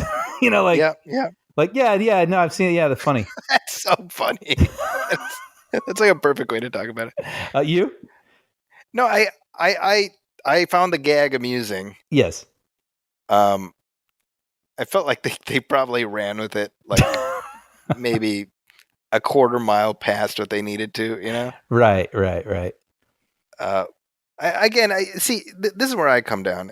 I think I love that these characters are elastic enough that even within one incarnation, right? This is all Chris Hemsworth. We've gotten the gamut of portrayals of Thor, which I think is cool. Yeah. But what I would like to see next is something that leans into sort of the epic, expansive, cosmic nature of the character. Sure. And if you want to weave in humor, that's fine, but keep that a little more restrained next time. Yeah, I agree with that. Those are my notes that I give when Taika gives me the script to read. Yeah, perfect. Well, print them out, send them along. There you go. So those are my thoughts on Thor: Love and Thunder. Have you spoken your piece? I think so. Yeah. I just it's funny because now that you're talking about Thor 5, I'm thinking about this movie, and I think it the way I'm thinking about it perfectly sums up how I felt. And again, maybe a rewatch I would see more than I did the first time, but thinking about Thor's journey, he's lost, his world, and getting back on track and realizing the thing that's missing is love. And I think if I had felt more about his trying to connect as best as possible or find that love with Jane, only to lose it and then find that it may not be what he expected. I mean, that's what it is on paper, right? But I don't know that I felt that so much as when I think about it later. And I wish I had really gone through that emotional journey through the film. And so it's there, but yeah, I would have dialed down some of the noise and just really wanted to connect a bit more with the heart. So I think that's where I leave it. Well, there we go. I think we covered it. I think so. We've hammered this sucker into shape. That's right. It's what we do. Well, hopefully, those of you who've been waiting to hear our thoughts, you found what we had to say somewhat sensical, I hope. Me too. But let us know. I know this has been a polarizing movie, and so, you know, I mean, the reactions have been fascinating, and truly, I ended up like right in the middle. But I've seen people who were like, "I loved it. It's my favorite Thor movie," and people were like, "This movie physically harmed me." So I'm getting both, you know. Interesting. I should say I got a message on Twitter from Dan Kiedis who said, "I listened to your Batman Forever commentary and saw Thor: Love and Thunder within 24 hours of one another. The result, I can't sanction that film's buffoonery."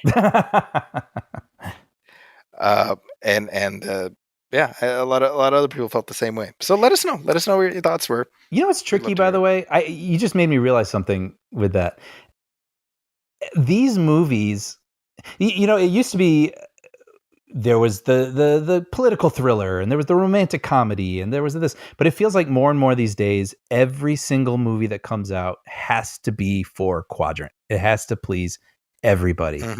And when you make enough of these movies, you can't keep making the same movie over and over again, yet you have to still try to please everybody. And I just don't think that's possible. So I can almost, weirdly, my respect is almost rising for the film in that it went for something nuts. Yeah. And it's not going to please everybody, but that's what Taika wanted to do. You know, and it didn't really please me as much as I would have loved.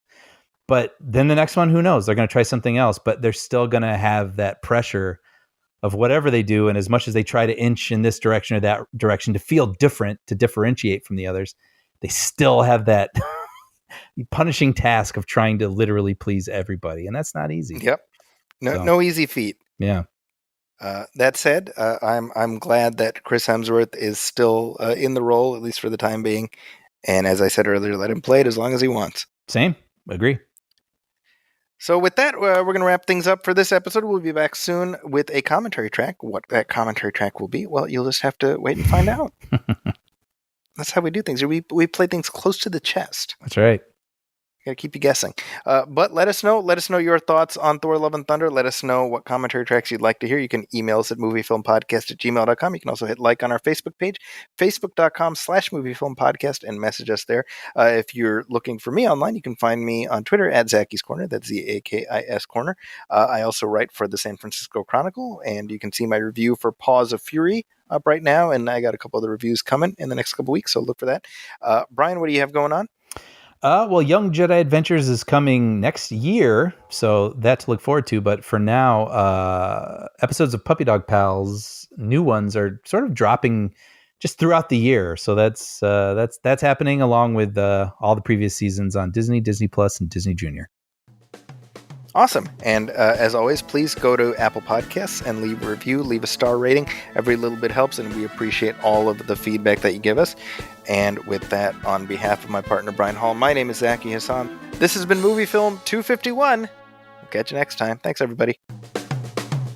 Welcome, friends, it's the Movie Film Podcast. Enjoy the show. Zachy and Brian are talking about movies. Movie Film Podcast on the radio.